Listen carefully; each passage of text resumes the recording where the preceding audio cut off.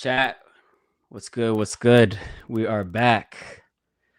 What's happening, everybody? Time to talk some track and field. It's been a minute. I got cooked today in my workout. We had some 500s. It's good to be back. This is my second week of training, being back. Feels good to be back. I had a little bit of a break. My group gets one of the longest breaks out of all the groups that I've seen out there. So it was nice. Spent some time with the family, but it's back to doing what I do, being an athlete. Now, I also like to talk track and field, and that's why we're here. As you guys can see by the thumbnail, I got my boy Anson Henry coming on. I saw him in the lobby, but I don't see him now. Oh, there he is. I'm going to add him in. Shout out to Anson Henry. What you saying, yo? What's good? What's good? What's good? I always feel weird, yo, because you got the gunshots. I need to fix my stream deck so I could. Yo, I didn't even run the gunshots. Hold on 1 second. I need to run the gunshots. Give me some gunshots, yo. Give me some gunshots.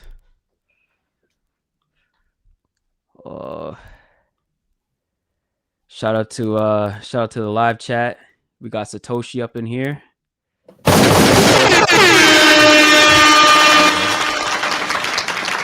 Gunshots. Shout out to Satoshi. What's going on, bro? He's a regular in here. Okay. It's chilling, yo.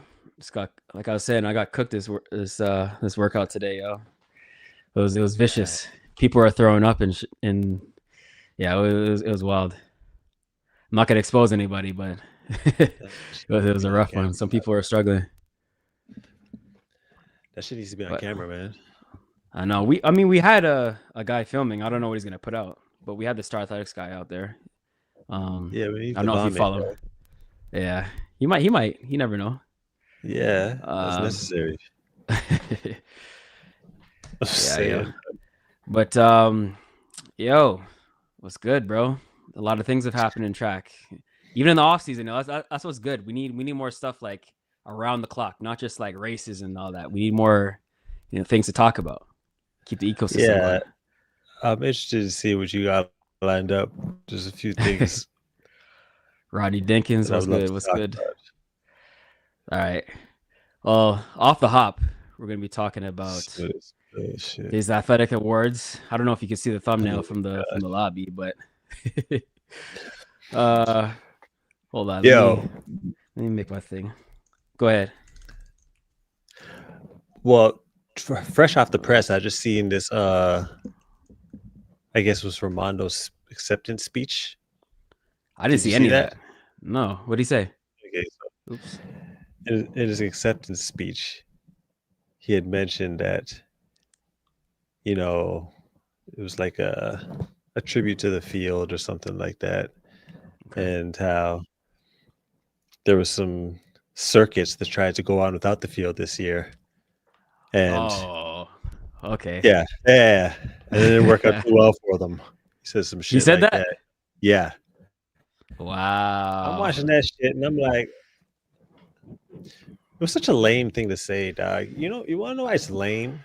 Because pole vaulters have their pole vault only meets all the time, dog. Exactly. Ryan Krauser has his shot put series and shit. Yeah. What's the name of the Qatar youth? Barshim. Mutaz Asa Barshim has his high jump competition. Yeah. Yo, track has a little track only meet, dog. And the field event, not all the field event athletes, but a lot of the field event athletes are crying about it, dog. You know why it is though? Do it on the stage like that. I was like, this is corny, yo. That was super lame. I wish I saw that. I would definitely put that in. But you know what I think it is? It's because they're in the minority, and they feel like they're the stepchild already.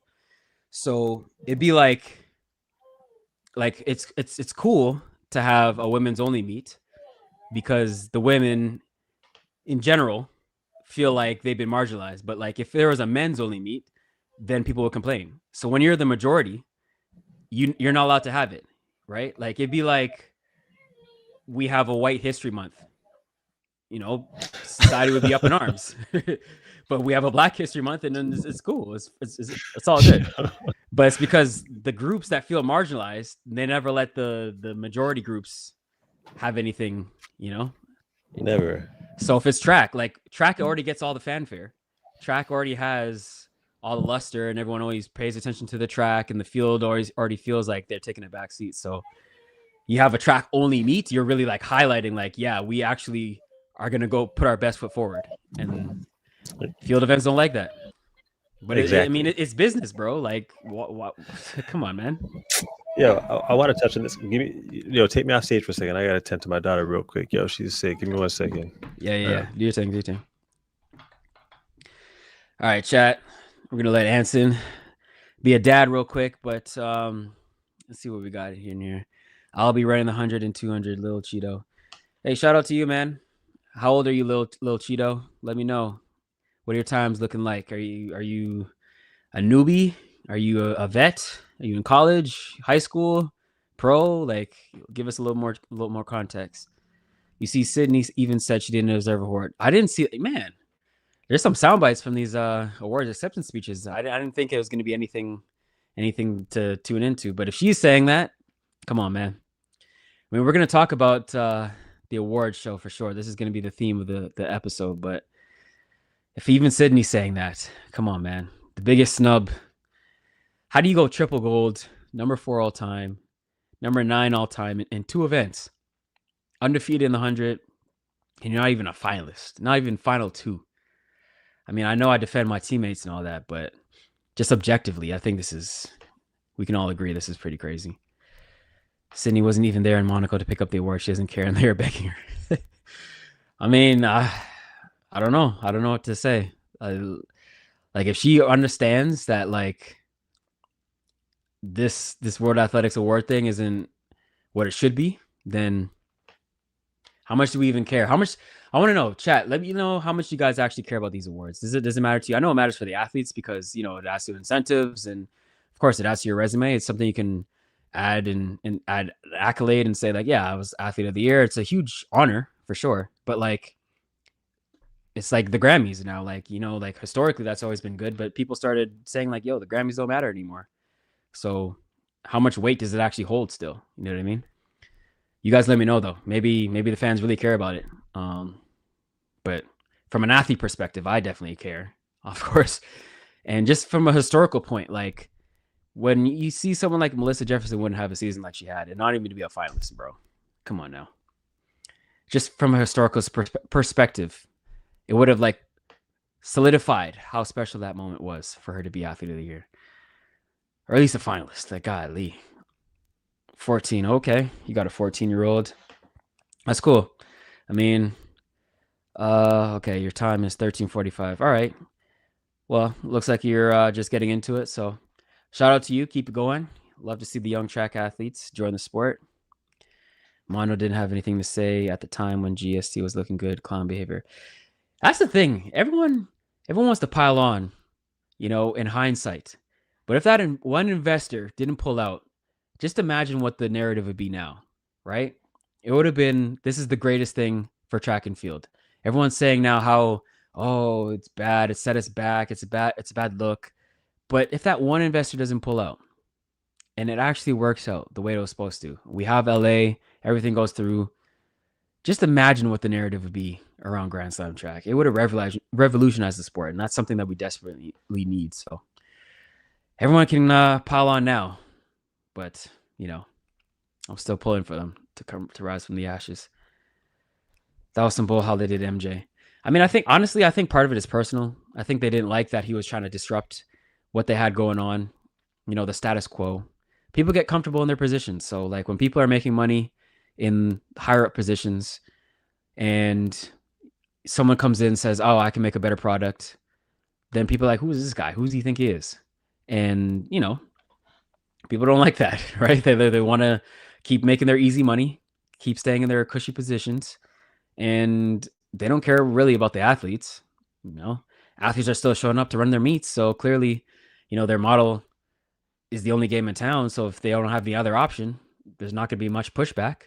But if you give them an option and ruin their monopoly and say like, hey, we're going to offer something else, these guys are not going to like it. And I think when they had that downturn and the investor pulled out, they definitely took advantage of that moment to pile on and said like, yeah, we don't like it, whatever.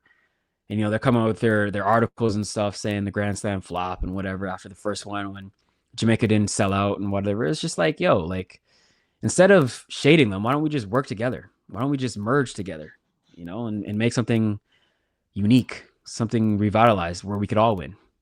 It doesn't have to be one against the other. No one's bringing the athlete of the year in legacy talks. How much athlete of the year does Shelly have? That's true. That's why I wanted to ask, like, do you guys even care? And I'm going to show it later, but I mean, Anson's not here, so he's got to deal with his daughter, but I can show you guys real quick. I mean, I'll just bring it up again later. Let me share my screen real quick. Hold on. Oops. Did not mean to do that. Whoa. How do I exit this? Technical difficulties. Let me try this again. Share screen. Share entire screen. Okay. So this is the list of the athlete of the year since its inception in 1988. Carl Lewis, FloJo, won back in 88. But you can see even Carl Lewis, he only has 2.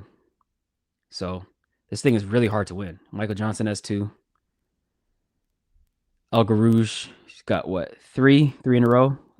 So you see something like that, and you're like, that's historic. This guy was a demon. He was about that life. Oh, and then you can see, okay, Bolt 1, 2, 3, 4, 5, 6. So Bolt won 6.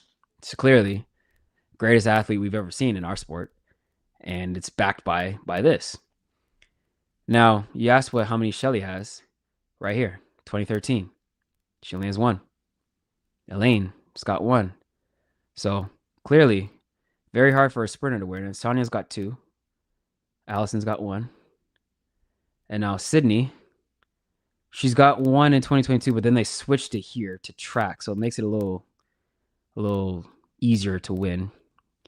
But yeah, Sydney, I guess, has 3 now because she's got, I don't know, because she won 2 awards this year. She won World Athlete of the Year and Track Athlete of the Year. So I don't know how you count that, but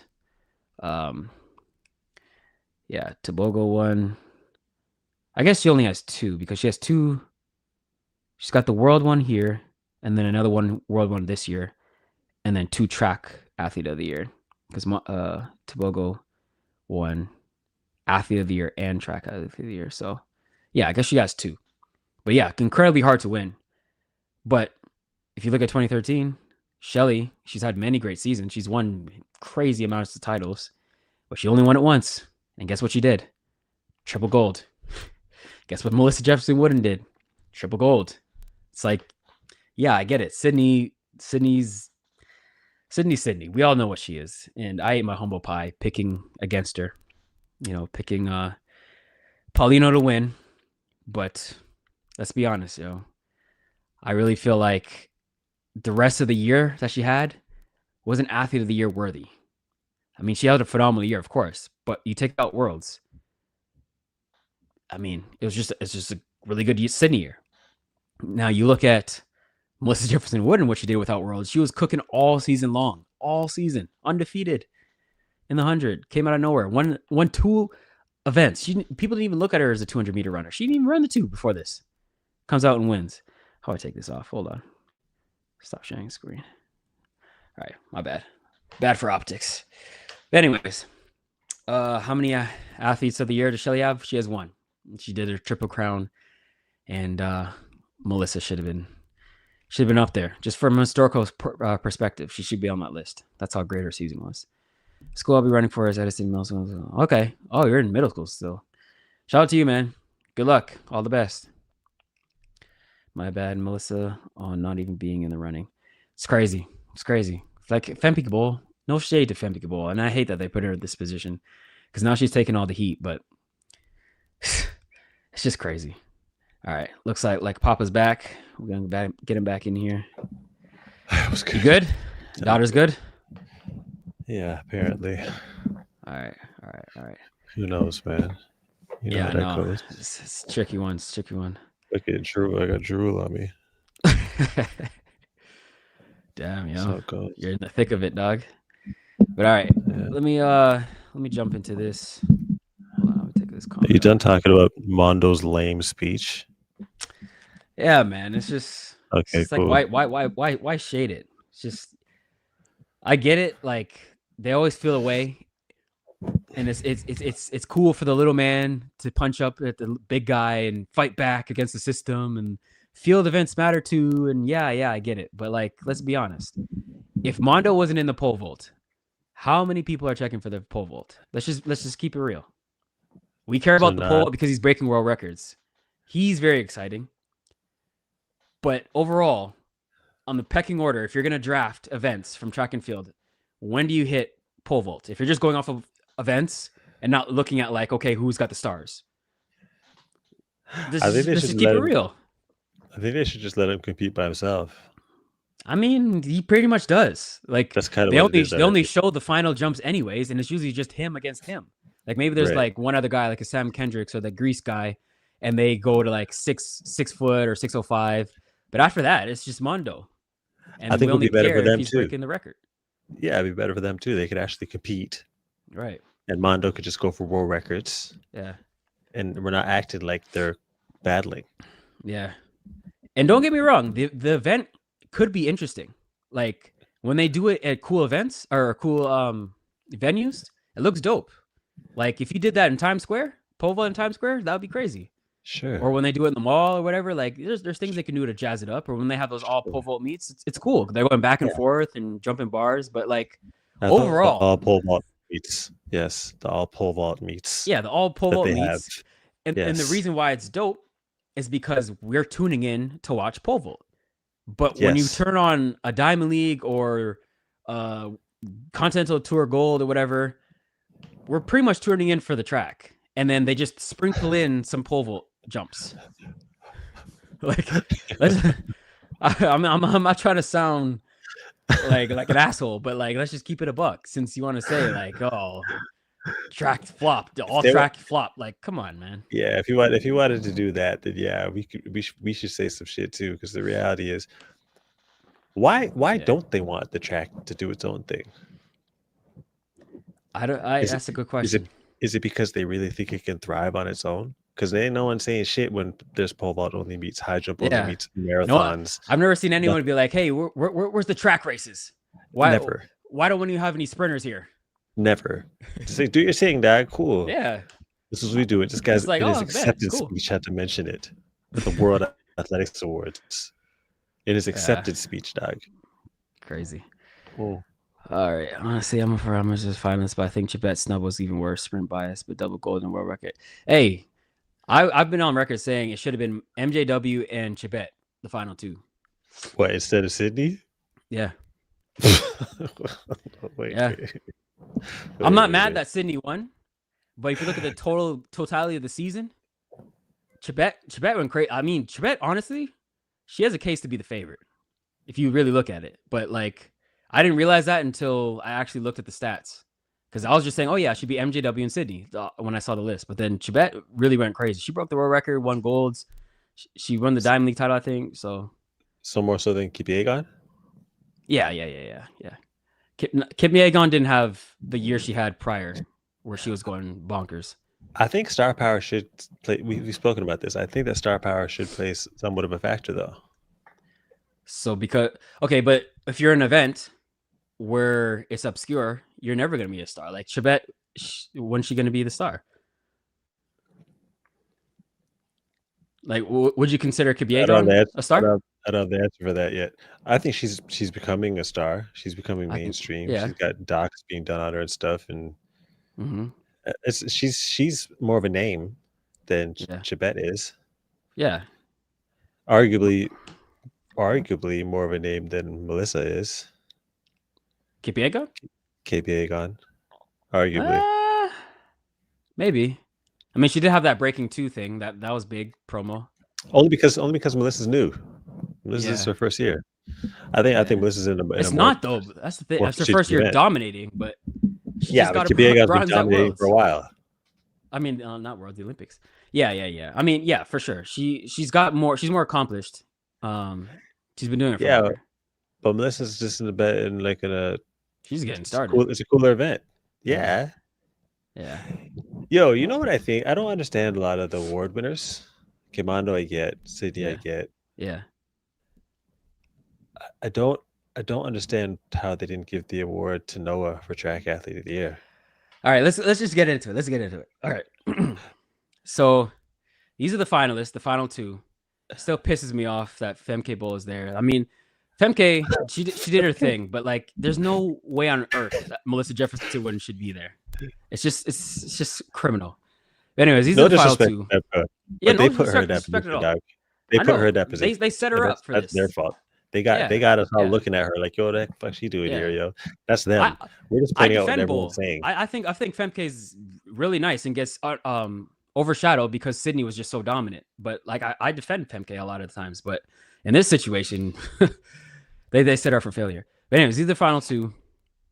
We had Mondo win World Athlete of the Year. He also won Field Athlete of the Year. When he had his nice his little acceptance speech, which I didn't see, but that's crazy. Sometimes he could be. He needs a competitor, man. Anyways, go on. Yeah. Okay. Then we had Field Event Athlete of the Year. I'm gonna be honest. I thought the discus girl Valerie Allman was gonna win when I initially saw the list that came out, but she had a good year, so that's cool. Nicola over Tara Davis Woodall. So I was gonna mention this as well. Okay. If you're gonna go star power wise, and accomplishments wise, Tara has to win this. I mean, she didn't lose at all. Right. She's way more popular. She's. I just think that if you're trying to, I see why they did it in the track events with Sydney, and she's good too. But she has the star power. Mondo has star power. Yeah. Tara has star power. Noah has star power. If you're gonna do it, go all the way. Don't kind of do it. Where they're kind of going star power, but kind of not. I mean, I think she came second at the Olympics last year. And Tara went back to back. She won the Olympics and then she won this. Yeah, even but they only look at this year. They don't look at last year. No, I know that, but I'm just saying. I think that I don't know if Ola Schlagers was undefeated this year. I know Tara was. Yeah, she might have been. She might have been. I haven't seen her lose, so she might have been. Then we had Sydney, World Athlete of the Year and Track Athlete of the Year. How many push-ups you got left again? I don't know. That's so long ago. I forgot. It's 86. 86. Dog. And then we got Wanyoni. Anyways, we got Wanyoni. This one surprised me. I don't like him. But I was very surprised. I thought he was going to be a finalist for sure. But I mean, it's not even a popularity thing. I just think Noah had the better season. Yeah.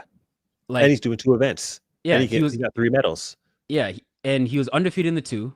Like, I just feel like his 2 season was even stronger than Wanyoni's 800 season. Yes. But then you factor in, or at least it was close. And then you factor in the 100, you got a bronze. And then the relay, they won. So I thought for sure Noah was going to win that. This was a surprise to me.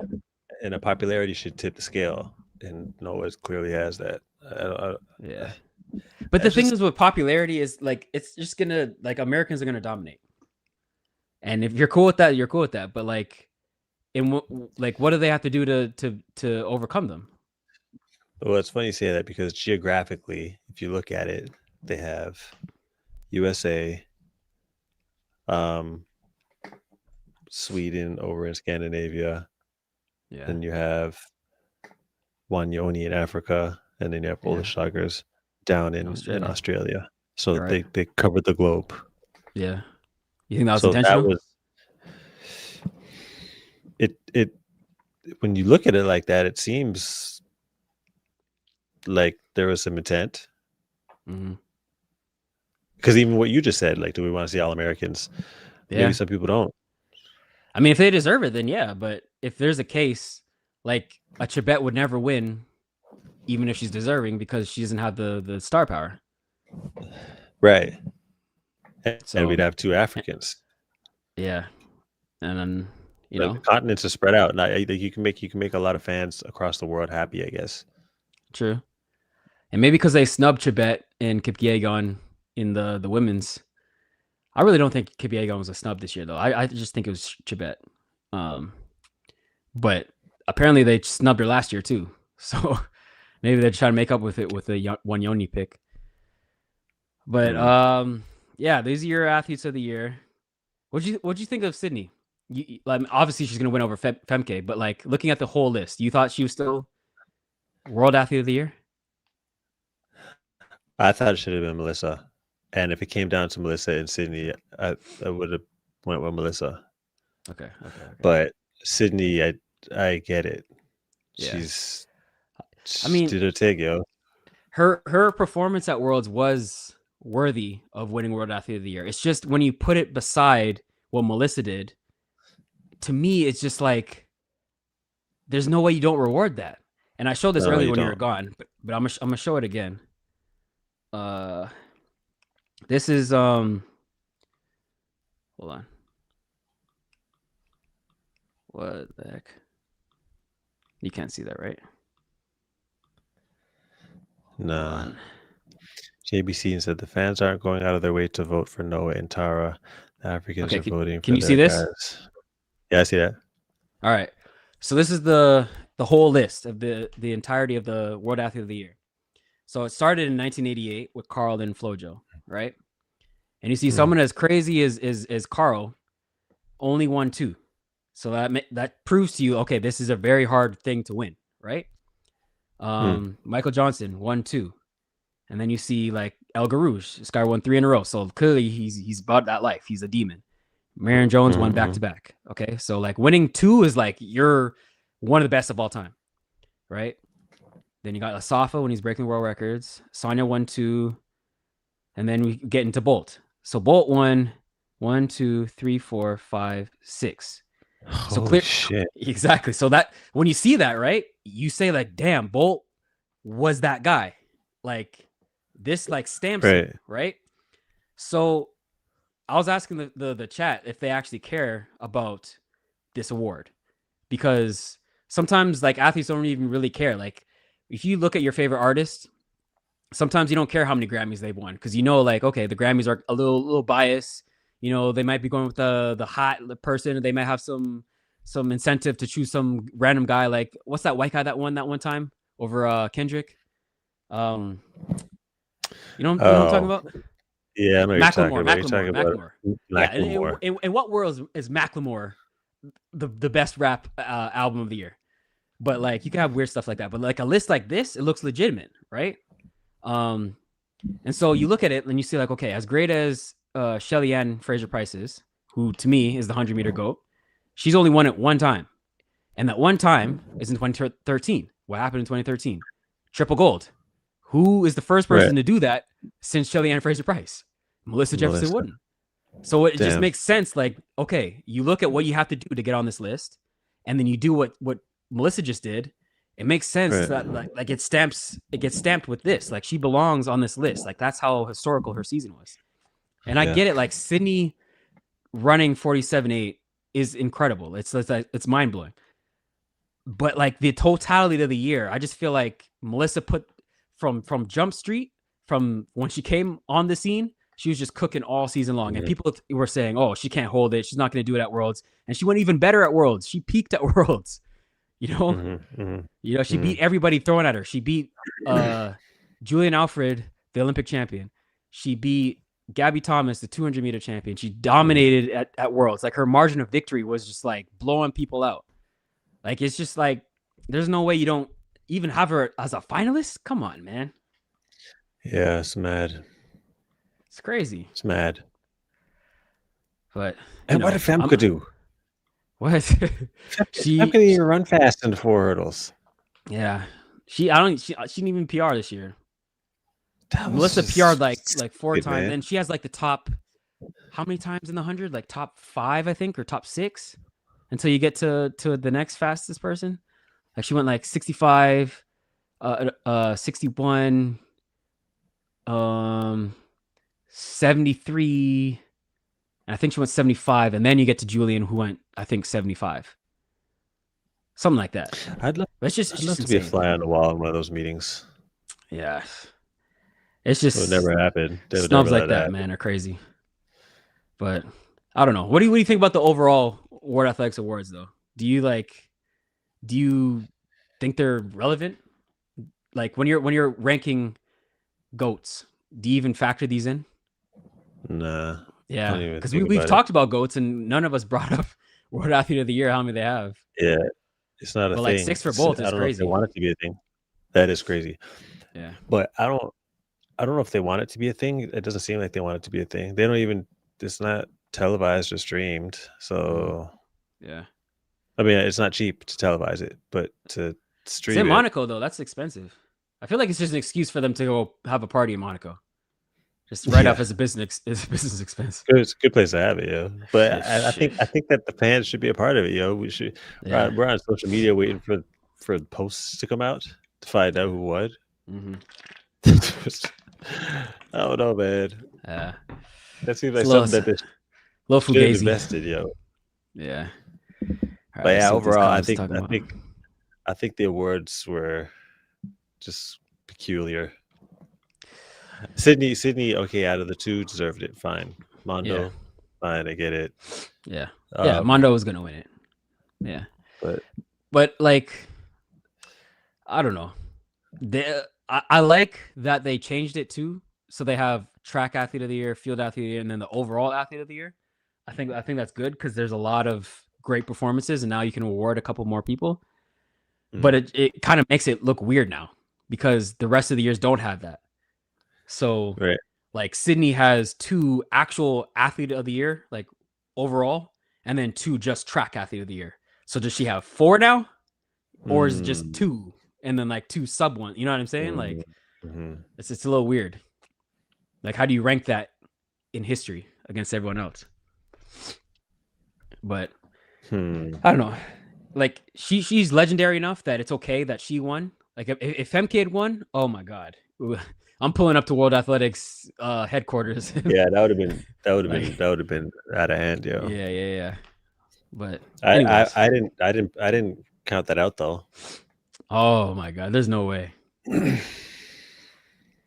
They don't want more money coming out of their pocket. Also, the threat of the U.S.-based series keeping them in America, not across the pond. What else is never letting that happen? That's an interesting point. I don't know though, because I feel like they don't want too many Americans over there. They want more Europeans filling out the lanes. Like anytime they have a star that they can push, they get them in every race possible. And it seems like they don't want to flood the races with too many Americans. I mean, yeah, they have their ultimate challenge or ultimate championship next year. So like theoretically you can have as many as you want, but it seemed like historically, like they're only taking the best of the best from America, and then the rest just tough luck because we got to get some European flavor in there. Right. Well, I don't think they want Americans to fill up all the lanes there, but I don't think they want them doing anything else. Yeah. It's fucked up, yo. So nah, really fill up with all of these, but let's go sit down somewhere, yo. It's like when you break up with your ex and you're like, yeah, I don't want to date you, but you can't date anybody else. Exactly. It's that toxic behavior. Exactly. World Athletics have who they want to be the face of the sports. Well, somehow won both last year just because African PR. But he should not have been a finalist over Jakob or Grant. I think Jakob should not have been a finalist last year. Jakob. Come on, man. What do you mean? Jakob had a rough season last year. Grant should have been a finalist. Grant should have 100% been a finalist. Yeah, Grant should have been a finalist. But to say Tebogo only won because they want to push him to the face of the sport, I disagree with that. No, I think Tebogo had a really good story last year, though. Yeah. Like he got double medals. He had a great story. Let's not act like 1904 is not one of the top 5 times of all time. Yeah. Yeah, and this guy won they didn't win the 4, but they got second. But this is close second. Yeah. He ran and he broke world record in the 300 early on. Yeah. And he overcame adversity with his mom, yo. Yeah.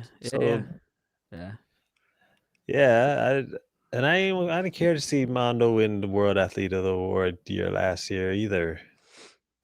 I mean, he could I think technically give. I think he's too good, man. He's too dominant, Yeah, man. yeah. I'm It's like Jordan and boring. LeBron winning MVP every year. Like they're Yeah, just dominant. Like you got to give them a certain amount so that historically it makes sense that they've won enough. Like I feel like Jordan could have had maybe one more. LeBron should have had like two more, like 6, 7 for how dominant they've been. Oh, 6, 7. It should oh have my been. gosh. I feel like they should have had more, but yeah, you LeBron can't has just. MVPs? Oh, this guy. What's wrong with this guy? How many does he have? He has 4. Uh, Yeah, but he could have had more. how many Jordan Like have? he had 5. Oh. He could have had more too. If he played 20-something seasons? No, I mean if they actually didn't just get voter fatigue and vote for someone just for the sake of voting for someone else. No, I knew what you meant. I was just trying Yeah, to you're just trying to be a troll, but Matrix out here. rise above. So to get to the finals, you had to vote. Sydney is just more popular. No conspiracy here. Plus running 47 is pretty impressive. It is impressive. And you're talking about being a finalist. I mean, I thought it should have been Japet and Melissa, but if it was Melissa and Sydney, I'm cool with that. It's not about Sydney. It's about Femke. And did she win on the fan vote? I don't think so. No, she was third. Yeah. So She was. I think she was she ahead of Sydney? I think she was ahead of Sydney on the fan vote. who won the fan vote? It was Kipiega on Trebet. Really? Yeah. There's actually a lot of Africans, You got the whole continent voting for them, dog. Yeah, and they're going yeah, to vote. People don't even know about the word athletics awards, the states, dog. They ain't voting for that shit, and they don't even tell you how to vote. Do you know how to vote? Wasn't it just liking the post? Yeah. Oh. But people don't know that. Oh, yeah, they could have did a better job. But I really think there should be a media vote. 100%. Yeah, it's crazy that there's not. Like we don't even know the criteria. Like if we had media who could be held accountable, because then, look, if you made it public, like let's say you get a fan vote and you vote for Femke Bowl for Athlete of the Year, you get on your podcast and we now can be like, yo, why did you pick that? Like you defend yourself. Right. We don't know who these behind closed doors World Athletics people are and who they voted for. They just get to hide behind an anonymity and do madness like this and face no consequences. And we have no idea who's voting. Yeah.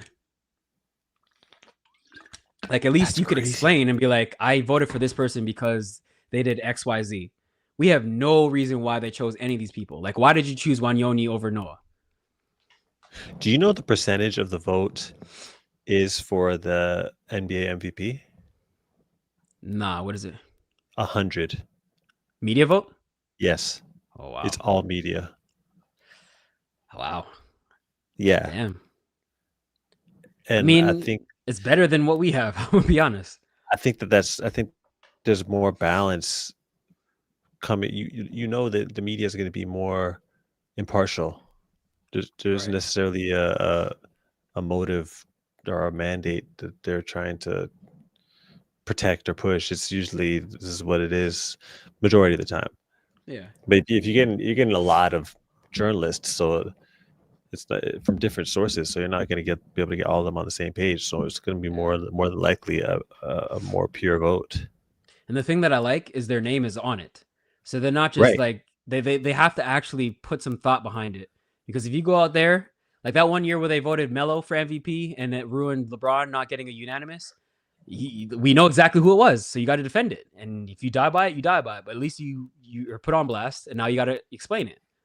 So you can't just do some craziness and then hide behind it, you know? Yeah, yo, this shit is because I don't know about this World Athletics Awards shit, yo. Yeah. Bobby Kersey has already showed you where this is going. Sydney run the 2-4. She's going for the road worker. Yo, she runs the 2-4, bro. Because they were talking about her doing the 4 hurdles. But honestly, the 2-4 makes more sense. I don't want to see her running the 4 hurdles no more. I'm bored. Even if it was 4 and 4 hurdles? Nah. Yeah, I'd rather see 2-4. That will make the 200 maybe one of the best events of the whole thing. Yeah. And I'd like to see her long jump. at some point. Just think about trials, bro. You add in Sydney with what they already have. Oh my god. Sydney versus Tara. Look, I think what the field needs, since they want to whine and complain about track having their own thing, I think what they need is they need a big rivalry. They need something that people can get excited about. There's Mondo dominating the pole vault. There's Tara dominating the long jump. There's Almond dominating the discus. There's people who are dominating. Yeah. And there's no just the characters. You need two characters that are gonna clash. Yeah. If Sydney started jumping, it was actually in contention, she could jump 7 meters, and you have her going up against Tara. That's yeah. I mean, that's Tara's tried to bring it out. Remember her with who was it, Quenisha Burks? Yeah, but Quenisha wasn't the star power, and she wasn't really about it. The task. Like it wasn't. She wouldn't feel it Yeah. in. And if someone's not going to play the game, then it's not going to work. Like Noah is clearly like the protagonist, personality wise, but then you have him going back and forth with people, with like Fred, with Kenny, with Christian, so like it makes it more exciting when people are going back and forth with him. So if they had Tara going back and forth with other people, I mean, it could work. She's ready. Yeah, you just need other people that are close to her level. Yeah. No one has an issue with series meets, but make a big deal when GST does something similar. Yeah. You know what I think it was, honestly? Because that's a good point. Because when like Dennis has a sprint series meets, no one really says anything bad about that. I think it's just a money opportunity. I think they're just a little jealous. Yeah. And I get it. And people who couldn't get into GST would be jealous. Even if they're sprinters, would be jealous. Field events are already hurting. Comparatively, they don't get as big contracts, and they're signing less and less field eventers. They get less shine, and now they don't have the opportunity to go and make that big money like the sprinters do. So I get it. Right. I get why they want to throw a little shade, but it's like it's a crabs in the barrel mentality, because it's like instead of hating on a subsection getting more opportunity, you should be like advocating for you guys to get more opportunity too, rather than pulling everyone back down to down here. Like, nah, we should all be bums making $10,000 for a win. Like, no. We all need to go up. Right. And you see how they're whining. I hate using the word whining, but how they're complaining afterwards. How they overspent. Grand Slams overspent on them on what they put into the meet. Blah blah blah. How is field events solving that problem? If you throw field events in, yeah, all you do is wouldn't that make it more difficult to spread the money around? You cut down the pot, so you can't offer as much, which is what the main attraction was, and you have to have a longer broadcast window, which is what we're trying to get away from. I mean, how does it help? How is it any different than what the Diamond League is? I need Michael to come out and really, at some point, I think he will at some point, but legally he's probably not allowed, but just to say what happened and like detailed what happened but we know an investor pulled out. Okay, cool. Yeah, but as far as what really happened. But I'll say this, Doug, if Grand Slam doesn't come back,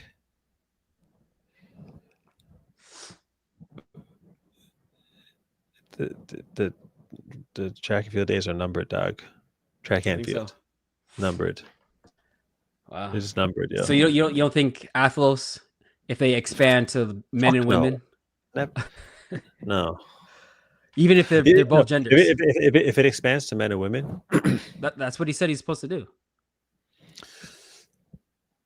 Because what's his competition at that point if he doesn't have Grand Slam in the way anymore?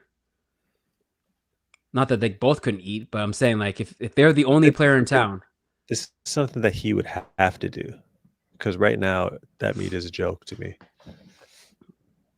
And you know what? I was thinking about it. Even the presentation of it, like,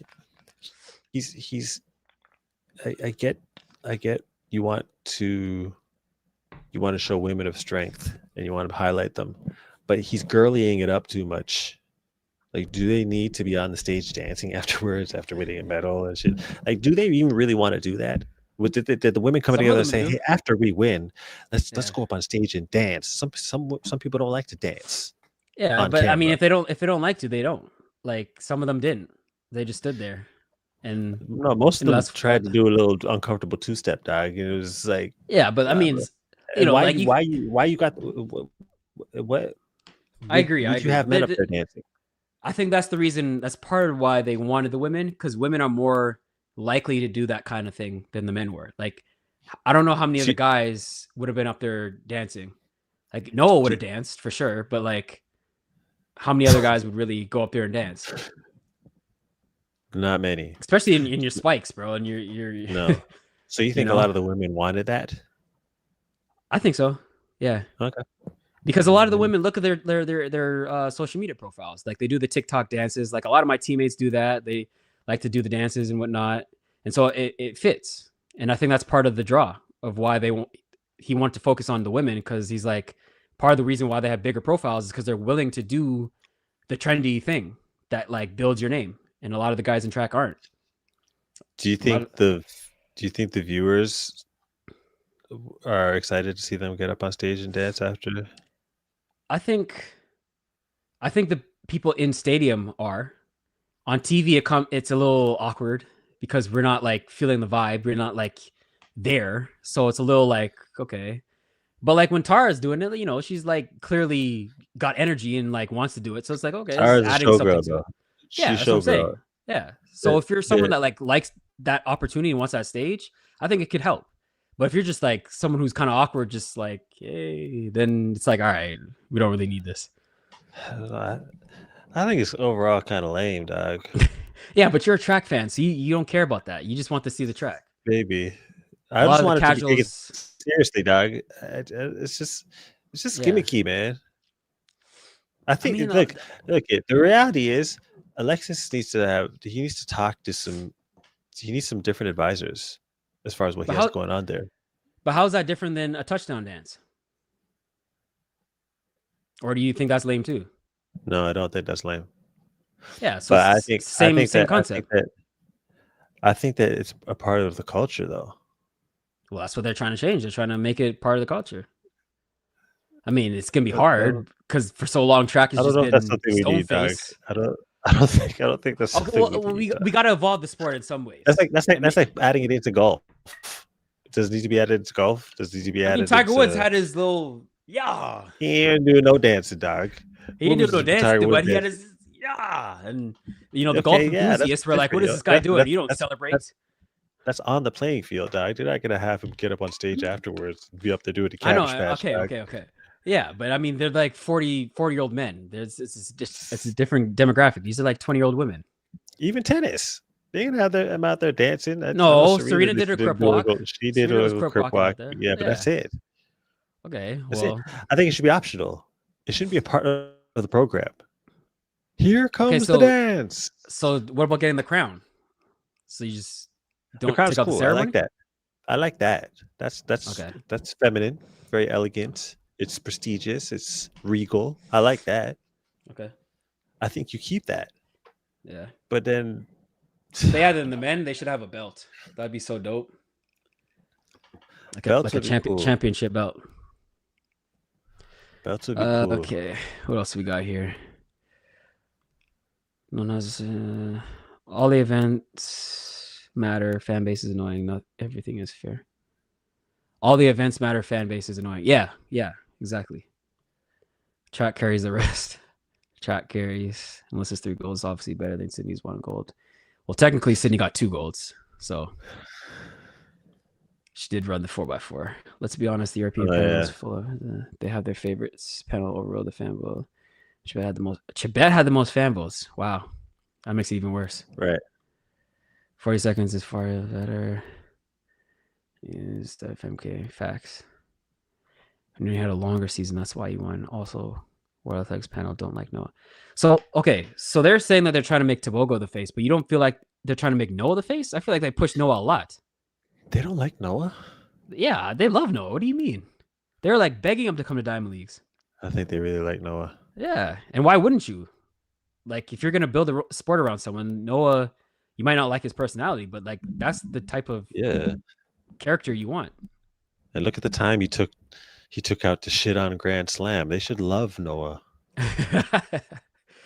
Noah, or I don't like Company Noah. guy. Track, which is basically the Wanyoni. What does I get sitting on because she's doing the record book cleanup for them. Oh, he's taking off the. Well, she got one more name to get. Fans are going out of the way to vote for Noah and Tara. The Africans are voting for their guys. All African entrants had higher popularity. That's crazy. Yo, you know what I was thinking about the other day?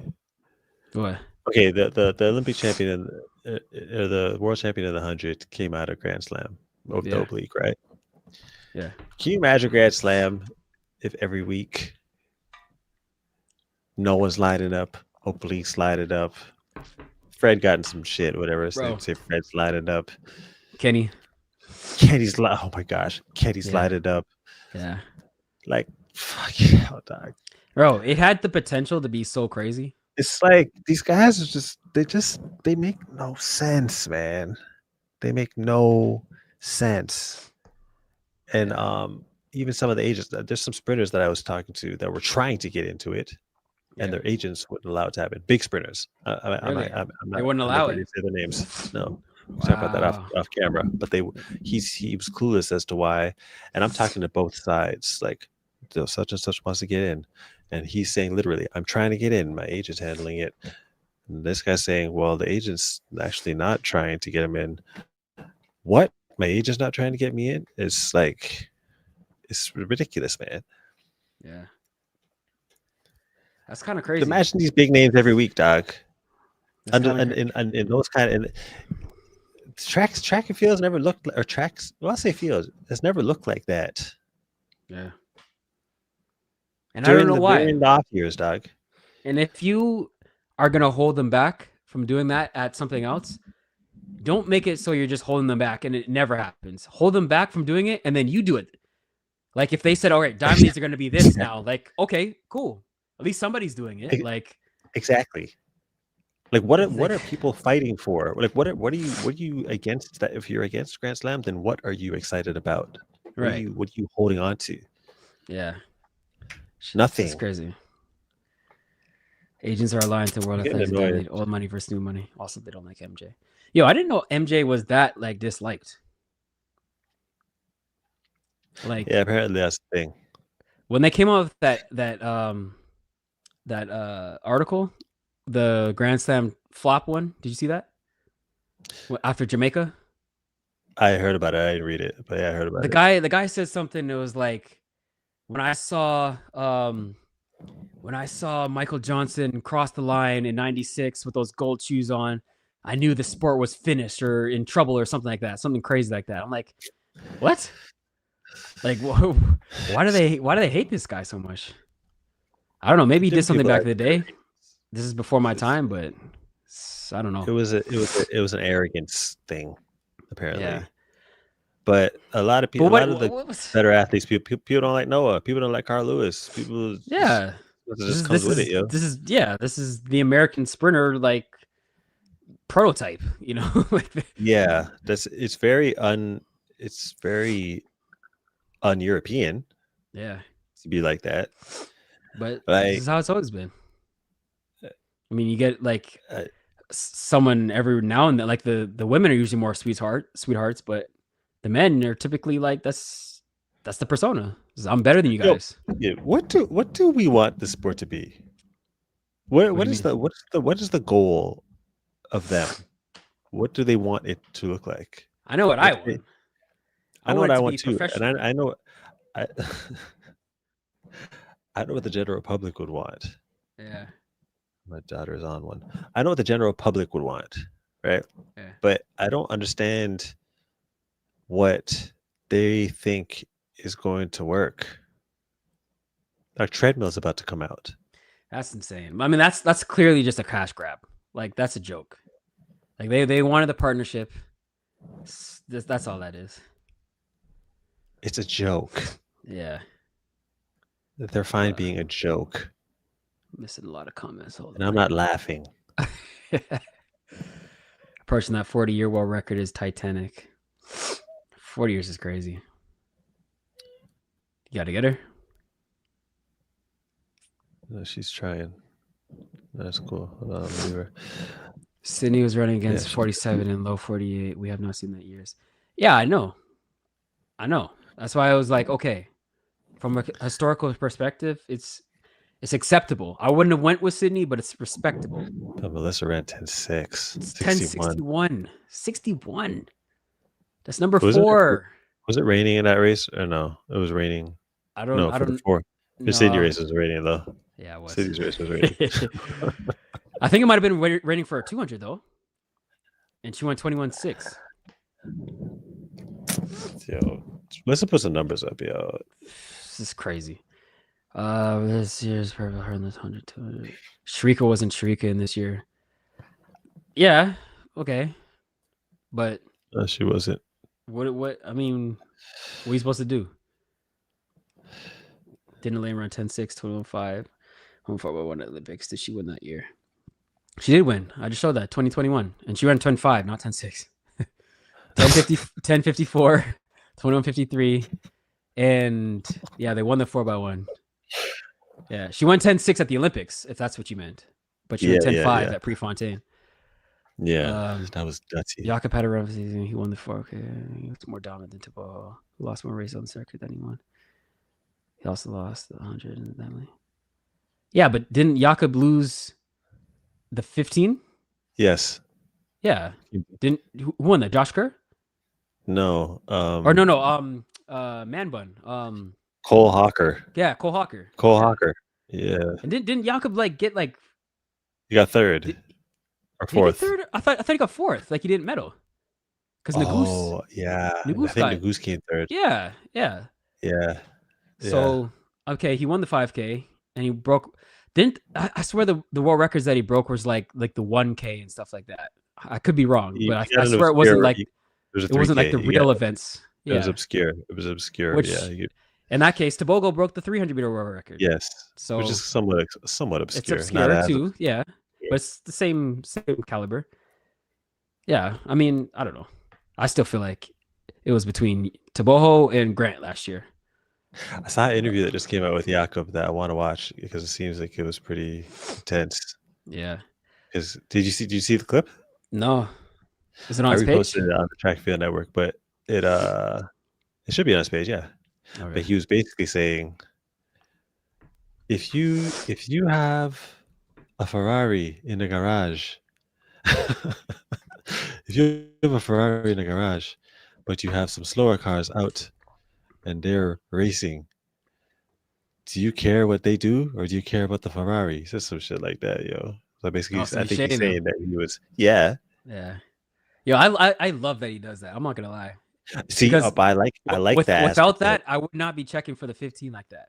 Right, which is I was a little upset that Cole Hawker won. I mean, it was. I shouldn't say upset. That was dope. That was one of the most exciting races. But I think it killed the rivalry. Like if one of them won, the rivalry would be rolling even stronger. I think. Yeah. So I think it was exciting. It was, but yeah, I think that's the rivalries are important, man. And them guys talk shit.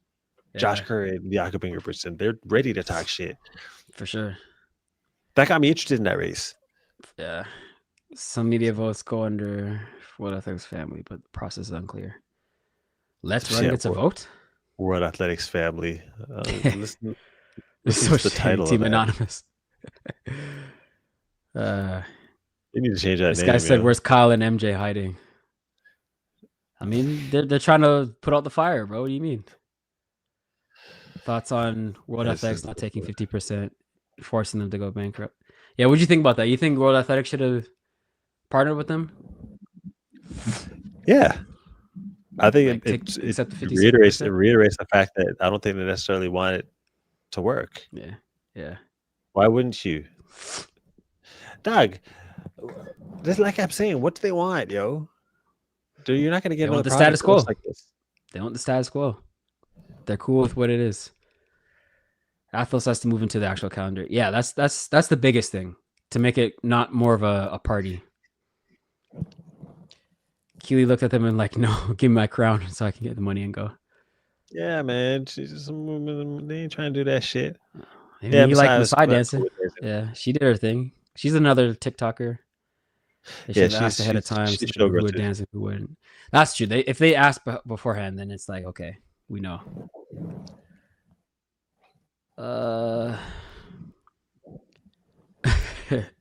Treadmill championships. Kenny wins Ultimate Champs next year. Will he claim that as a gold?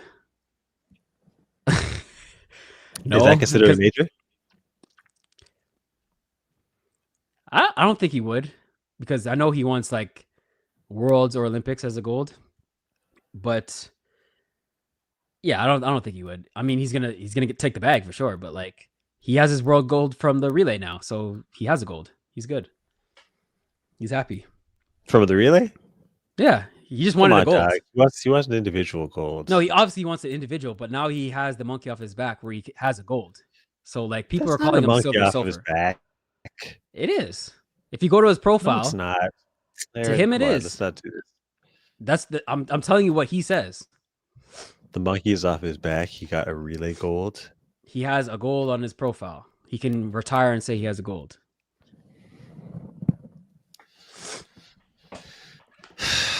Aaron, look, man. If a relay gold medalist and a 100-meter gold medalist walk into the room, are they getting the same energy towards them? No, but they both still have golds. That's like saying if the 100-meter gold medalist and the steeplechase gold walked into the room, who are they getting the same energy? Wait, if what? If the who? If the 100-meter gold and the steeplechase gold walk into the same room, are they getting the same energy? No, but the steeplechase gold will get more than the relay gold. Would it? Are you sure? Yes, it would. I don't know about that one. Aaron, it's an individual gold medal, man. Yeah. For track I people, love the relay. For track Listen, people, that track people are the only people that do that though. If you go into a room, like let's say you're going to a gala, right, with like a whole bunch of donors and fancy suits who just don't really know, you're just trying to smooge them, get some funding or whatever, and you show off your gold. Do you really think like they're gonna be like, oh, is this an individual gold or a relay gold? Or your gold is better because you won it in the steeplechase? I think this is a very nuanced thing that only track people do. I think they would assume it was an individual gold. No, you legitimately say this is a relay gold. We won the relay. Okay, they're not okay. It's gonna hold the same weight as that steeplechase. No, it's not. The public doesn't care, bro. If it's the 100, then yes, okay. But that's the 100. If they now know that it's a relay gold medal, then they're gonna understand. Okay, you won that with the team. Yeah. It's not going to be the same as this person over here that has it in the 400. They don't, bro. They don't. You know how I know? Because I've given speeches, and it was me and a girl, and her name's Katie Vincent. She won the gold in the sprint canoe. Guess who they cared more about, me or her? Hers was an individual. Canoe, we're not talking about track. Sprint canoe, steeplechase, it's all the same thing. No, it's not. The sprint relay is way more exciting than the steeplechase, bro. Listen, no, it's not, dog. It's not? Listen, no, it's not. It's not. So you'd rather watch the steeplechase than the relay? Yes, I'd rather watch the steeplechase than the sprint canoe. You're lying. No, sprint relay. No, 4x1. I'd rather watch the 4x1 than the canoeing. That's what. Yeah. Easily. Okay, would you rather watch the steeplechase? You're talking about track and you're talking about canoeing, dog. I'm not a canoeing fan. Okay, would you rather watch steeplechase or the 4x1? The 4x1. Okay, that's what I'm saying. Okay, but what I'm saying is the feat itself of the medal. Yeah, the prestige of the medal for sure. The individual feat is more prestigious than the team one. But what I'm saying is the public perception. They don't care about that. That's only a track thing. Yes, they do. No, they don't. Okay. They don't, bro. I'm telling you. I think it's a track thing to make it equal. Yeah, but only track people do that. Like nobody goes through the nuances like track people do. It's just like times. Like if you tell someone, okay, this guy won Olympic gold in 10 flat, and then you say this guy won the world championships, but he ran 9.6. The public won't really like know what that means. Like obviously track people know, but like track is such a small group. And we I make it seem understand. like, because we're an echo chamber, we make it seem like everyone thinks this way. Like, no, they don't.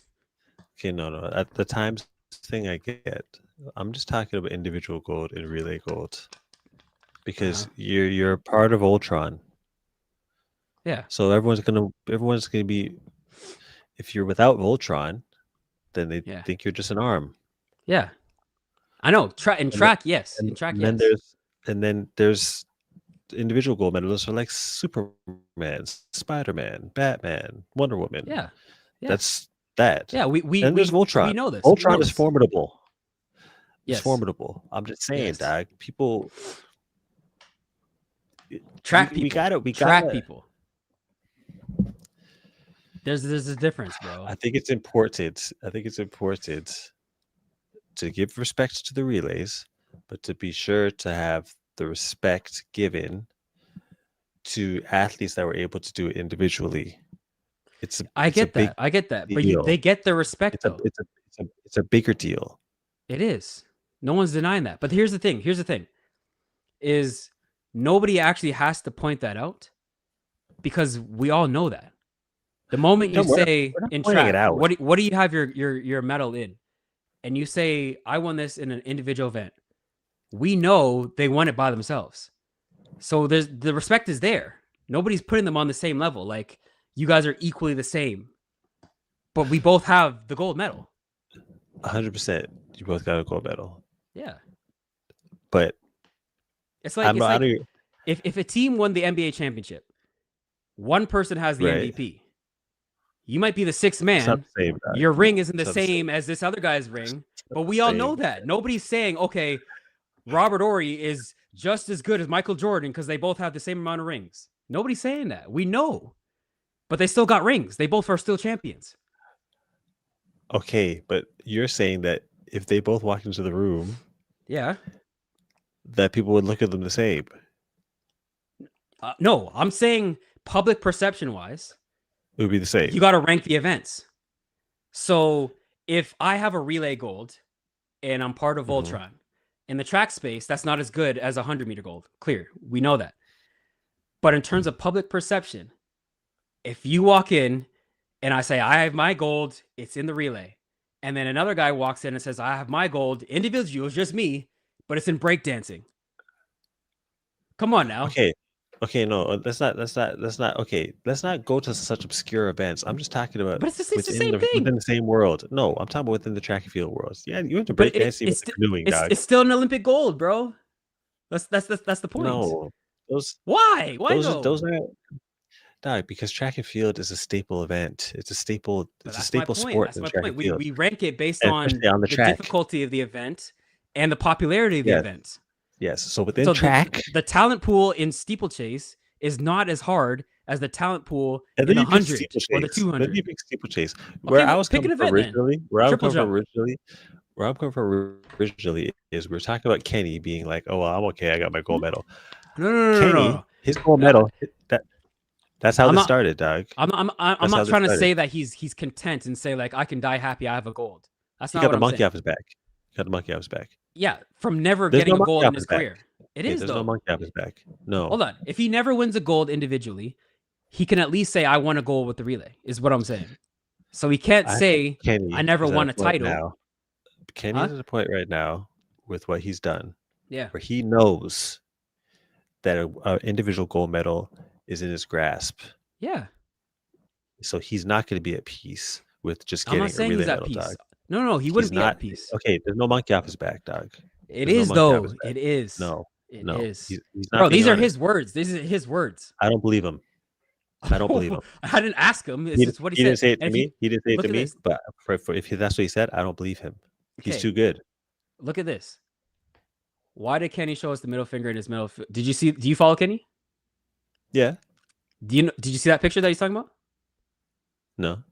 Okay, he took a picture where he had his USA uniform on, and then he has all his silver medals here, and then he's holding his gold in his hand, and he's putting up the middle finger. The reason why he did that is because everyone was calling him Silver Surfer. No, I think that was Canada. No, it wasn't. No, I made a joke. I made a joke, and I was like, "Oh, I take that personally. Run it back," because I was making a joke. But I know why he did that. It's because everyone was making fun of him for winning just silvers. They're saying, oh, Kenny always gets second. So when he finally won a gold, even though it's the relay, he's like, look, I finally have a gold. That's why he's doing the middle finger. Okay, that's not going to change people. All these silver medals hold more weight than that gold for sure. That's not going to change people calling him that, because people aren't going to say, oh, well, he got a relay gold. I know. They're talking about individual. They're not. But that's his rebuttal now, because before you couldn't really say anything. Okay, well, he's wrong. That doesn't. I'm just saying he's won a gold in his career. He's a very good athlete, and he needs to understand that the buck doesn't stop there. He's too good. I'm not saying that, bro. I think you're missing. I'm not saying that he's like resting now. I'm like, oh, I'm not gonna win a gold now. Okay, well, there's no monkey off his back, dog. From the perspective of never winning anything, there is, especially because he was the one that messed up the relay in Paris. Okay, well, that's so if you look at it from that perspective, that's a different monkey. He could have had an Olympic gold last year, and he no, don't say that. Don't say that. Don't say that. Don't say what, you guys. No, I'm saying okay. Yeah. Come on. I'm saying like in their mind, they think they could have won the gold if he didn't mess up. Yeah, but they wouldn't have. Okay. Yeah, I agree. I think they would have messed up another pass. but in their minds, that would have been a goal. Okay, it's like it's like this. It's like this. All I know is Kenny needs an individual gold. He needs that. He does. He'll say that too. This doesn't absolve that. Yeah, it doesn't. It doesn't. But look at it from this perspective too.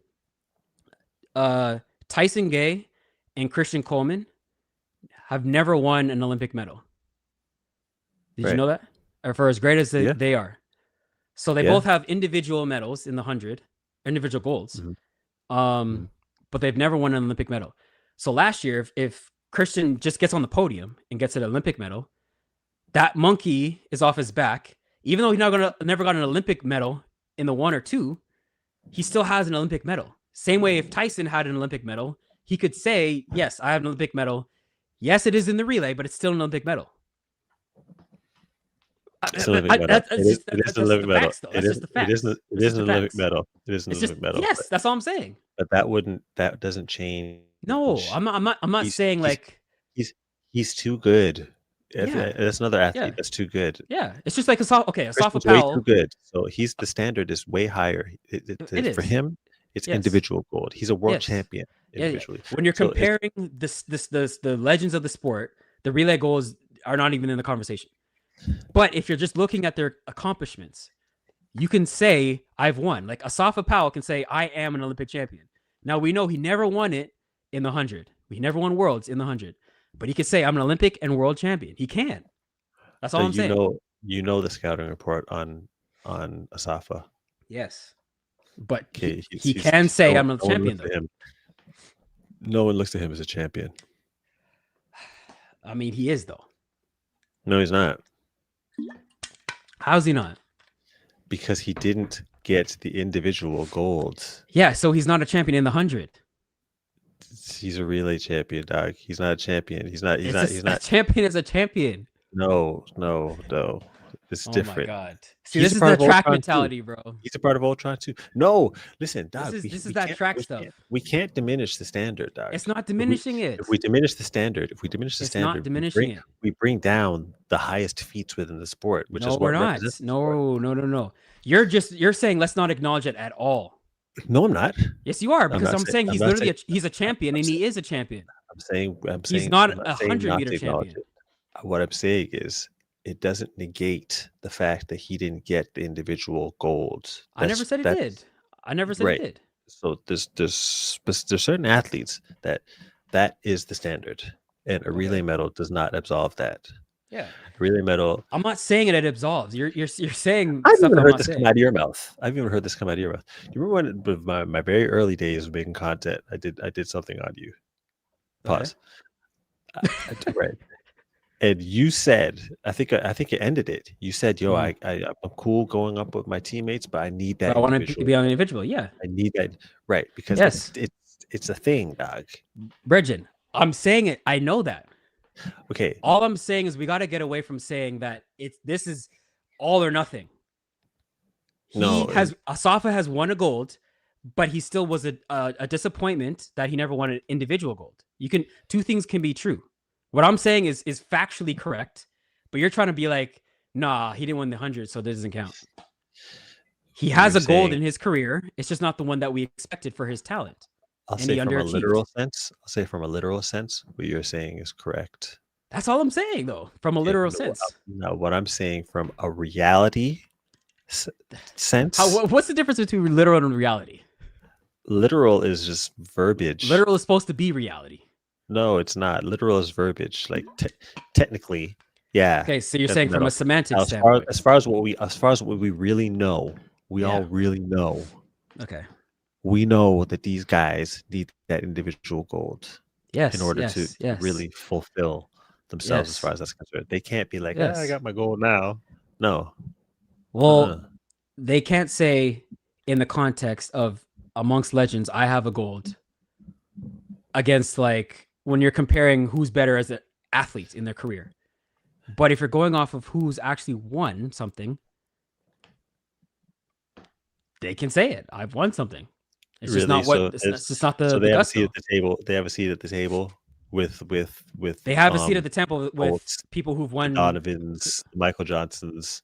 They have a seat at the table. In some aspect, yes. In some aspects, yeah. In some aspect, yes. Listen, they have to come to the table with 3 other people.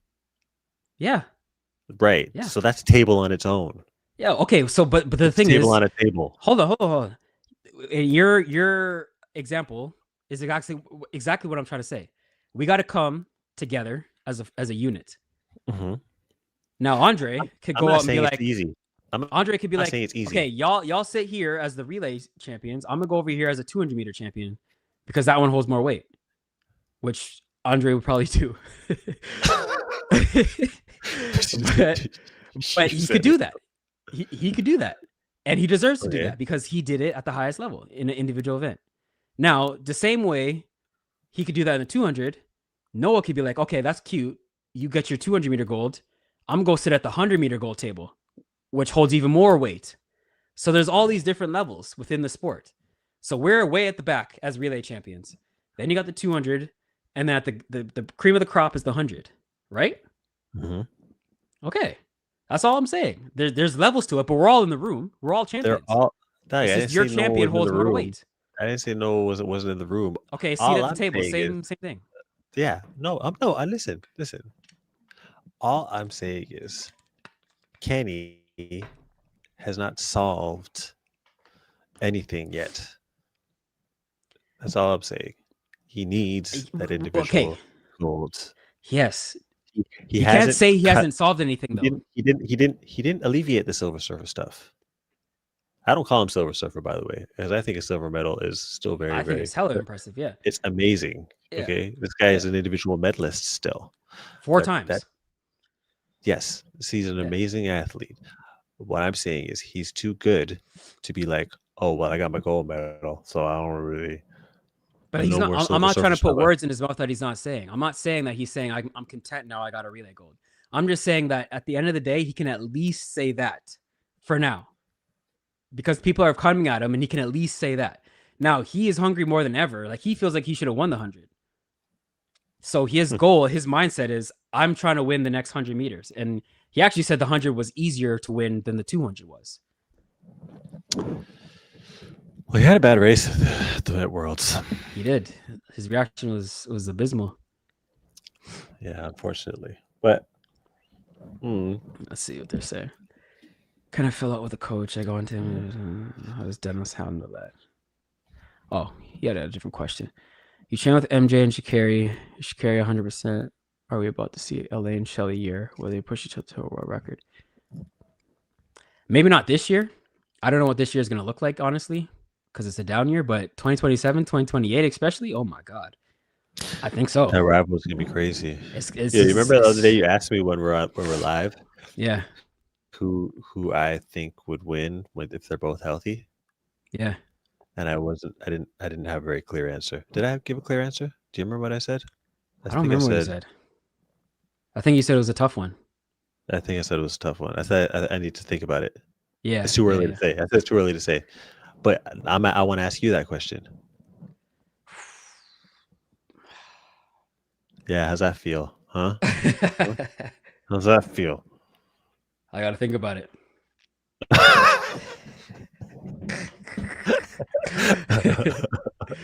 No, the dead ass though. I really have to think about that. It's a tough one, man. I asked Melissa when I was talking to her the other day if she thinks there's going to be some increased or a little bit of an odd dynamic in the group now that she's risen. Mm-hmm. And she kind of danced around answering it, which I understand. Mm-hmm. But I mean, obviously, Sha'Carri is a big star. Now Melissa's a big star. Melissa's not as much as she should be, though. No, if she had done this in Paris, I think it would have been mania. Like, yeah, like Gabby has a bigger profile because she did it at the Olympics. But I think if Melissa did this exact same thing last year, she would be bigger than even Gabby is. But she'd be bigger than Gabby. I don't know if she'd be bigger than Sha'Carri, though. No. Sha'Carri just got something, yo. Sha'Carri's is a tough one because she hit the perfect storm. She hit the media. She was already big. She hit 1 million followers after she made the Olympic team. Right. But once she got that ban and everyone rallied behind her, she doubled her following. Like she went right to 2 million. Yeah. And then all the celebrities knew her. Like she's in Drake's rap songs, and like everyone, when they reference track, they say Sha'Carri. Yeah. Either Sha'Carri or Noah. Yeah. So even over here, even in Europe. Yeah. Or in the UK, I should say, in London, they know them too. Did you see Sierra's post when it was at Athlos? She did a like dancing thing, like little TikTok, whatever, to her song with Sierra. And she wrote in the caption, and it was an Instagram story, so I don't know if you saw it. But she wrote in the caption, it was something like dancing with the world's fastest woman or something like that. So she doesn't even know like what happened this year. And like Melissa's at Athlos. So she could have danced with literally the fastest woman of this year, but she probably still thinks Sha'Carri is. And she didn't even win the Olympics. That's the crazy part. She got second last year. Oh yeah, she didn't even win. That's a crazy thing. But nobody really knows Julian outside of track. I know. So I've had some discussions about what I really like Julian, but I've had some discussions about if her win at the Olympics was good or bad for the sport, as opposed to Sha'Carri winning. Oh, yeah. I think it would have been like Nike. I know was like ready for Sha'Carri to win. Like they probably had so many celebratory ads and commercials that they would have gone off. They would have gone off because leading up to it, she was everywhere. Yeah, and it's nothing. I mean,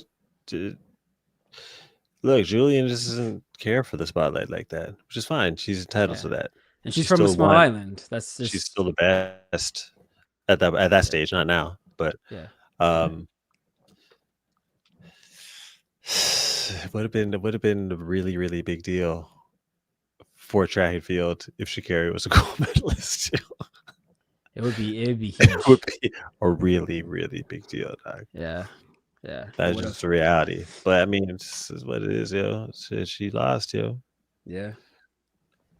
Yeah. At the end of the day, you got to run. True. This guy said got back up his relay gold medals. You goddamn right. I listen. No one watch the relays backs up that relay more than me. So aside from that, no, I know.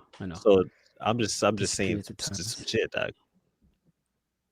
Every comment section belittles the guys if they don't run 9.6 or 9.2.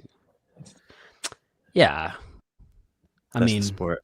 Unfortunately, that's the sport. Yeah, you trail it's both fault. 100%. Oh, I did that. Huh? On the couch talking mess about Kenny winning gold medal. Yeah, I know, man. It's crazy. Stop it. They get to stick around and they win. All right. No, we don't. Listen, it's a relay, yo. If you can't get to stick around, who gives a shit? Yeah. Asaf almost reached 100. People need to leave him alone. I mean, that's everyone gives Asaf his ratings, yo. Yeah, he just has got individual gold. Asaf was so great that people still put him in the top 500-meter runners of all time without a major gold. That's how great he was. I know. He's in So my top 5. yeah, so Yeah. damn, how many times this guy comment this? Yeah. He still got cooked for not having golds. Noah gets cooked for all his golds, and he almost has 30 sub-10s. Yeah, people still cook him for not winning Olympic gold in the 2. How big of a deal do you think that is? It's a big deal. Yeah? What about Shrika? Shrika doesn't have a gold either. She doesn't even have a medal, actually. Yeah, but in the 2. Noah. Oh, yeah, that's right. Wait, you're talking about the Olympics? At the Olympics, yeah. Of course. Yeah. No, yeah. Noah, I think it's a bigger deal just because he's spoken so much about it being his baby. Yeah. I don't know if the It's 2 so weird. is Sharika's baby. It's her better event, but she came from the 4, and I don't know. It's just, and she medaled in the 1 as well. Yeah. I mean, so did Noah. Yeah. But it's that's the She's medal. so dominant in the 2 though, bro. Like, she was legitimately on world record watch for a record we never thought we were gonna. Well, at least for a long time, we were gonna see someone get close to. Yeah, you're right. Actually, that was a big deal. She ran 21.4 twice. 21 like 41 or something like that. She's within a 10th of the record. You know, I never really thought about that. That is a big deal that she doesn't have Olympic gold. Yeah, and I don't think an Olympic medal. It. At least Noah has 2 bronze. She doesn't even have a medal in the Olympics in the 2. I don't know if she hasn't even made a final. That's going to be serious. Made an Olympic final, bro. Damn. One, she didn't even run last year, and then she did the bonehead thing in Paris where she slowed down too much. That was so crazy, man. Yeah. But no one not having it. Yeah, it's a big deal. Yeah. You seen how he's looking at Andrea at the podium? Yeah, he's like, what are you doing up there? Crazy, yo. Yeah, he probably hates him. Yeah, he's gonna. You know what? I want to put this out there early. I wouldn't be surprised if Noah didn't run the 100 in LA. Didn't run it? No, that's crazy. That's insane. And just focus on the 2. Run the 100 at the Olympics in LA? Are you crazy? There's no way he does that. No. You know how big of a bag he would give up doing that? There's no way. I think Noah's got money, dog. Okay, just legacy-wise, if he won the 100 back-to-back Olympics, that does way more than an Olympic gold 200. Let's put it like this. Noah's never going to PR again in the 200 if he keeps running the 100. If he doubles. He's not gonna do it. He's borrowing from Peter to pay Paul. He's still winning, but he's not running as fast as when he only focuses on the 2.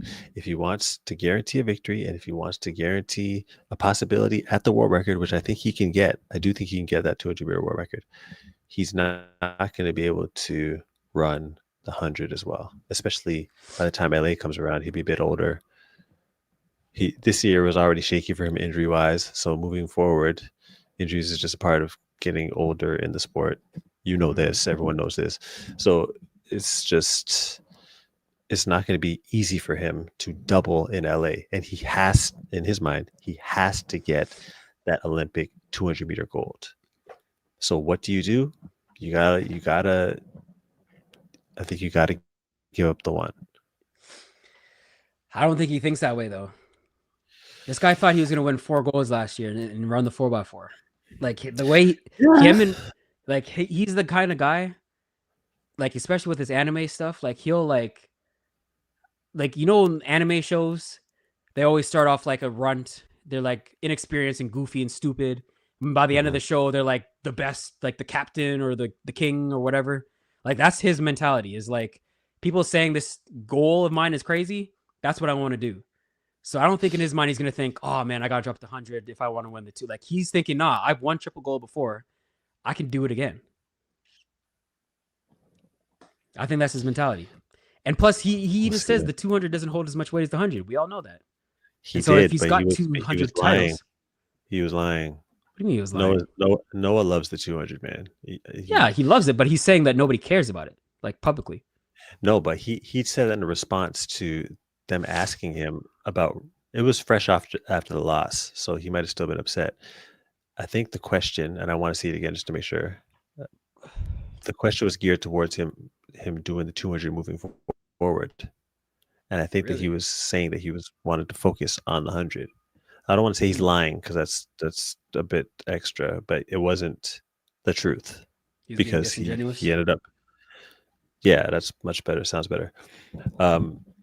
Because he ended up really focusing on the 2 was obviously important to him this year. Yeah. It's his first love. The Yeah. 200 is his first love. So Yeah, that's yeah. those are the medals. I think he understands the 100 medal means more, but I think the 200 meter gold means more to him. I can agree with that. So if But nobody I don't cares about know. the 2, I don't know if it doesn't matter because he definitely does. Okay, but for brand and legacy wise, I don't know if his love for the 2 would be so strong that he would forego the 100 opportunity in LA for the betterment of his 2. Like, even if he thought that was the case, I don't even think he would do it. I think his love for the 200 is that strong, man. He doesn't need to. He if I'm being totally frank right now, totally Anson, I don't see him winning that 100 in LA. Just cause, like, well, who look do you at how see young beating him? Oblique is. Look at how young Oblique is. Look at how young Keyshane is. They're focused on the 100. By the time LA comes around, they're going to be rolling, dog. And I don't know. I don't know what his capacity is. Shane is 24. Oh my god. Yeah. Oblique is 24. Oh my god. Yeah, and then Brian Lavelle, he ran 9.8. Yeah, but the Brian Lavelle also ran 19.6. That's another thing. He might be a threat for him in the 2. Exactly. So you're not going to be able to. He's got younger legs, so you're not going to be able to come in off of 100 where you're battling for multiple rounds, and then going into the 200 against this yo. Who knows what Brian Lavelle's going to be running by that time, yo? He's going to have to focus on the 2. Yeah, and we can't forget about Tobogo. Like, how old is he? Him. This guy's 22. Oh my god! Come on, dog. These guys are going to be rolling, yo. Jesus that Christ. that double's going to be too hard, man. I doubted him in the first double he did, but I don't. He was able to win the 100 in what did he run in Budapest? 80 what? 983. 83. It's fast, but I mean, you have to go 9.7. As far as it sounds like 9.77 and 9.83 are close, but I mean they're actually no. When you're going that fast, that's a significant distance. That's Yeah. So he was, and he didn't run as well in the 2. He doubled, but he didn't run as fast as usual. Okay, but if he's got smoke in both the 1 and the 2, I think he's more likely to drop the 2 so they can repeat in the 1. Especially because he has 4 titles in the 2. He doesn't have his Olympic gold in the 200. That's the medal that's the medal he needs, dog. Yeah, it is. It is. I strongly believe. I know he knows which one's more important, but I strongly believe that if he could trade his gold medal for a 200-meter gold medal and change history, he would do it because he loves the 200. So you think he'd give up his 100 gold for the 2? Gold at the Olympics. In the Olympics, yes. No way. I think he'd be satisfied. I think he'd be. Bro, you know how much that 100 gold did for him? No, I understand that. He understands the value of it. I know he understands the value of it. But what I'm saying is the value to him is the 200.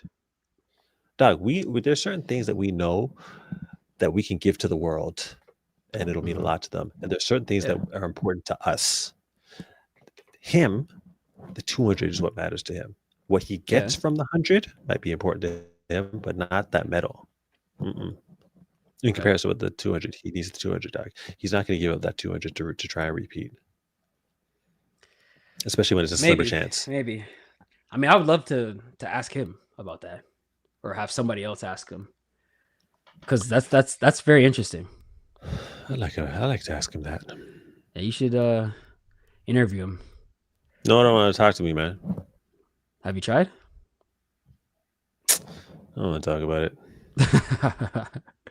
I mean, he's too big for the Grand Slam, so I don't know. It's gonna be hard for him to do some interviews with us. You got to be Mr. Beast. It wasn't anything like that. It wasn't anything like that, but it was just whatever. Yeah. Too big for Grand Slam, but the 100 was easier. Small enough for the Jim Click invite. No, what's the name of that? What's the name of that Florida beat? What, Tom Jones? Tom Jones. That's a Jim Click. Florida relays. Sha'Carri healthy now? Yeah. As far as I know. Made an impression that USA will never forget. Yeah. I mean, her story is big. 2026 is an off year, which kind of sucks because it's kind of a comeback year. Yeah. So you would think it would be like a revenge season for someone like Sha'Carri, someone like Gabby, someone like Sharika. Yeah. They would want to come back with a vengeance, yo. Even if you go to the 4, Paulinho, Nasser, Keyshane, Noah, Kenny. It's like these guys have wanted to come back with a vengeance, but people are going to be like, it's 2026. Yeah, because if they go and win the Ultimate Championship, I mean, it's not a nice payday, but no one's going to be like, oh, they got their revenge. They won the Ultimate Championship. Yeah, no. But what would be wicked? Had a moment with the relay. Go ahead. I was going to say what would be wicked is if there was an established league in place where we could see them battling it out with points and money. Yeah. In order to come out with the crown of the belt. Yes. It should be honestly, Pro Track should just be UFC. I mean, you can make it races, but it should be that same type of like we care about who has the belt. Yes. Very easy to sell that. And that should be something, if we're giving them ideas, but whatever. You should hold a belt after each slam. Yeah. And you leave with it. You leave with it the following slam, or you give it up the following. Someone snatches it off you. Yeah. Yo. I need to get Michael on the phone. And there should be some way. There should be some way to call people out too. Like, you know how like when Jake Paul wins a fight and then he's like, I want Mayweather next or whatever. Like there should be a way to be like, I got the slam. I want Noah to come to the next one if you're about that life. And you can call and then you get more rivalry stuff going. You know what I mean? Okay. So then you wouldn't be able to hold on to the belts till the next one then. Because that moment wouldn't be able to happen. That would be big if you could do that. Why can't it happen? No. You know what could happen? If you win the last one, and this would raise the stakes in the last one. You win the last one, you hold it for the whole year. Then someone could call them out the entire year, like, yo, what I just want I want such and such, even though you're not going to give the belt up until you race again at Grand Slam. Yeah. But you're still calling them out because they're holding that. Yeah. Okay. Or you keep your belt, and then if you enter your race the next one, you got to put up the belt. So like if you get more money for winning with the belts, like let's say you have 2 belts and you go into that third race, you got to put those up. But if you win again, you get more money. So you're incentivized to want to keep racing and not just hide. But like if someone takes the belts from you, now they get the extra money. You know what I mean? So you basically would have all the belts? Yeah. Oh, that'd be nuts. So you just hold or you can have like multiple people with belts at one time. Like let's say like Kenny's got a belt and Noah's got a belt, but like Noah doesn't want to race at the next slam, but Kenny does. And now Kenny loses to Oblique. So Oblique's got the belt and then Noah's got his belt. And if Oblique wants to take Noah's belt, he's got to call him out and be like, yo, come to this next one. If you're, you know what I mean? I don't know. Okay. It's just like, yo, there's so many ideas we could take this. Yeah. And then Diamond League's just like, nah, let's just keep doing what we've been doing. Let's run it back. Yeah. Yeah, I know. Let's just go for the diamond, guys. Yeah. I don't know. I feel like Whatever the hell that means. European style is just kind of like respectful and orderly, and like have But all it's the in certain events. sports, it's not. It's very rowdy or rambunctious in other sports. Football, Yeah, well, definitely. football is Even darts. definitely. You ever watch Yeah, darts, dog? I That did. shit is nuts, Yo, dog. I was talking to Tortu about that because he went to a darts tournament, and I was like, "Why did you do that?" And he's like, "Bro, have you ever seen darts?" He showed me like they all dress up in costumes and get drunk, and it's You like went to lit a in there. live It's like a event? party. Yeah, I need to go and to he a showed live me event, dog. videos and pictures. It was crazy. I'm gonna look that shit up. I'm I gonna was go. like, "Yo, I want to go to darts, bro." I'm gonna go. Yo, Yeah, there's a promotion company called Matchroom. They do boxing usually. It's the guy yeah, the guy who manages Anthony Joshua and like a bunch of fighters. It's mhm. known for boxing, but their biggest money maker is darts. That's crazy. They make more money on darts than boxing. Based on what I saw, I believe it. Shakira had her moment with the relay, went more viral than 100. People still say Shakira relay was her favorite moment. But yeah, but that just goes to show you how big Shakira's name is. Like, yeah, she looked over, and it was a viral moment. It's easy clips and stuff like that. But like, imagine she did that in the 100. How much Yeah, bigger it's that would have been. different. It's just another level, dog. What would have been better for Noah and Paris versus gold and bronze? The 100, bro. The 100 was bigger for him. Maybe From him personally, popularity standpoint, yeah. popularity stuff. Oh, win that 100, the way he did it too. Oh my god. It's popularity standpoint, yeah. But for him, I think you'd want that 200, dog. He's to replace the Pinko Sport. Yeah, I've been saying that. Coleman Yeah. come back. No, already rich. Yo, is this guy gonna run indoors? Who? Christian. Nope. Unless something changes. No, I should only focus on the 2 in 2028. No, has money. Well, puts him in a higher tax bracket. That's true. He'd be like Carl Lewis status, bro. 100 meter goal. He goes back to back and wins the 100 in LA. He'd be like Carl Lewis status. In terms of like household name. Maybe okay, maybe not. Maybe. It's LA, bro. No, if he wins that 100, it would be enormous. Yeah. But it wouldn't be the medal that he wants. Oh, man, that's too hard to The turn 100 away, meter bro. gold will do more for him than the 200 meter gold. Easily. We Yeah. all know this. But Yeah. but it's not the one he wants, dog. I want him to be asked this question. I want to hear what he'd say. Dog, you just imagine like there's a bad chick, yo. Yeah. A bad one. But there's just another one that you just love, yo. It's just the one that you love. She may not have the characteristics, but this is the one it's the same shit. He loves that 200, dog. My daughter. That says in hand and glue. Come on, Backlash in the head. No, cops losing to us. All right, this is the last thing I wanted to get at. I don't know. Okay, if you got time. Give me 5 then. Give me 5. Right, take me off stage real quick. I'll go back. Go ahead. All right. We're gonna let Anson do his thing, and then we'll get into the last topic, which is something I haven't really got into, but I feel like I gotta talk about it now, which is the enhanced games. Gotta talk about it, but let's read some of these comments now. People say relay Olympics needs to get replaced as the pinnacle of the sport. Too many variables go into hopefully winning every 4 years. I agree. And if you think about it, like how much time goes in between each Olympic cycle, like it's a completely different event, like how many times do we actually see people go back to back and make the teams when they're from a country that's deep, like Jamaica or US, So it's really hard for people to have a reign and go on a run in the Olympics.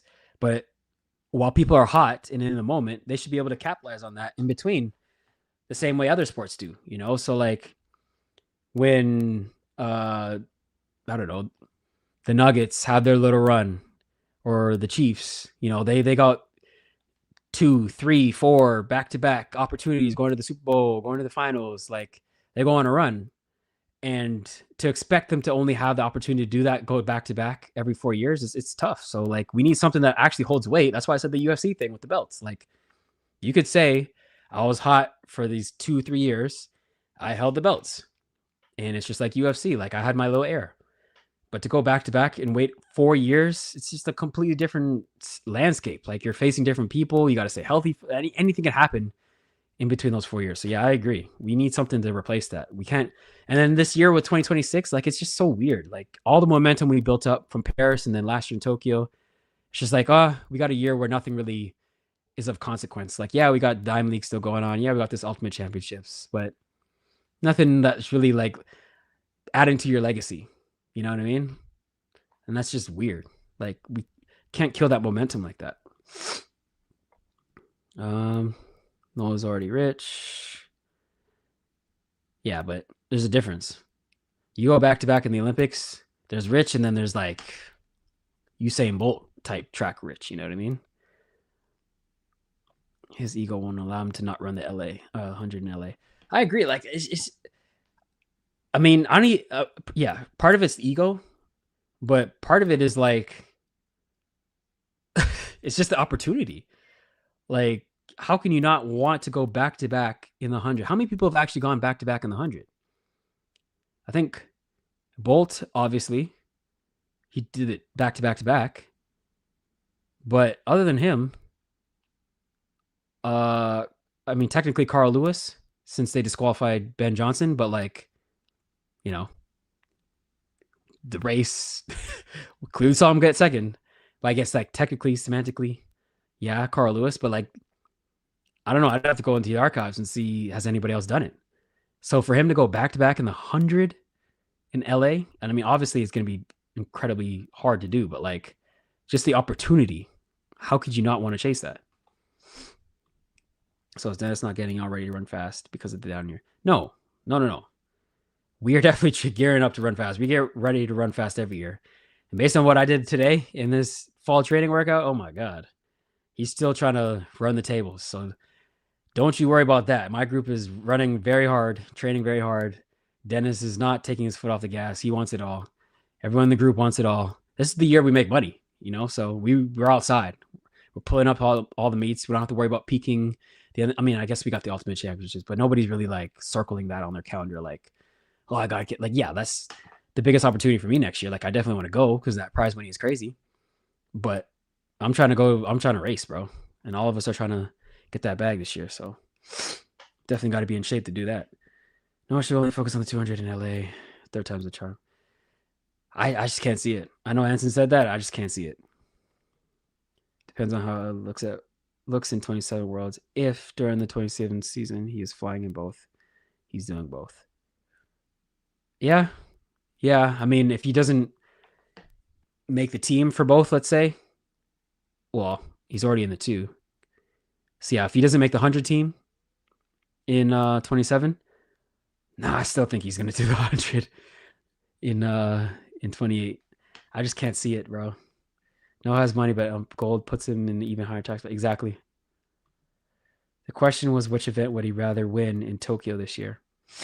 I think this year he would rather win the 200 because he lost it last year. Obviously, he wants to win it all, but like, if he had his choice, I think he'd rather win the 200 because, like Anson said, it's his baby. But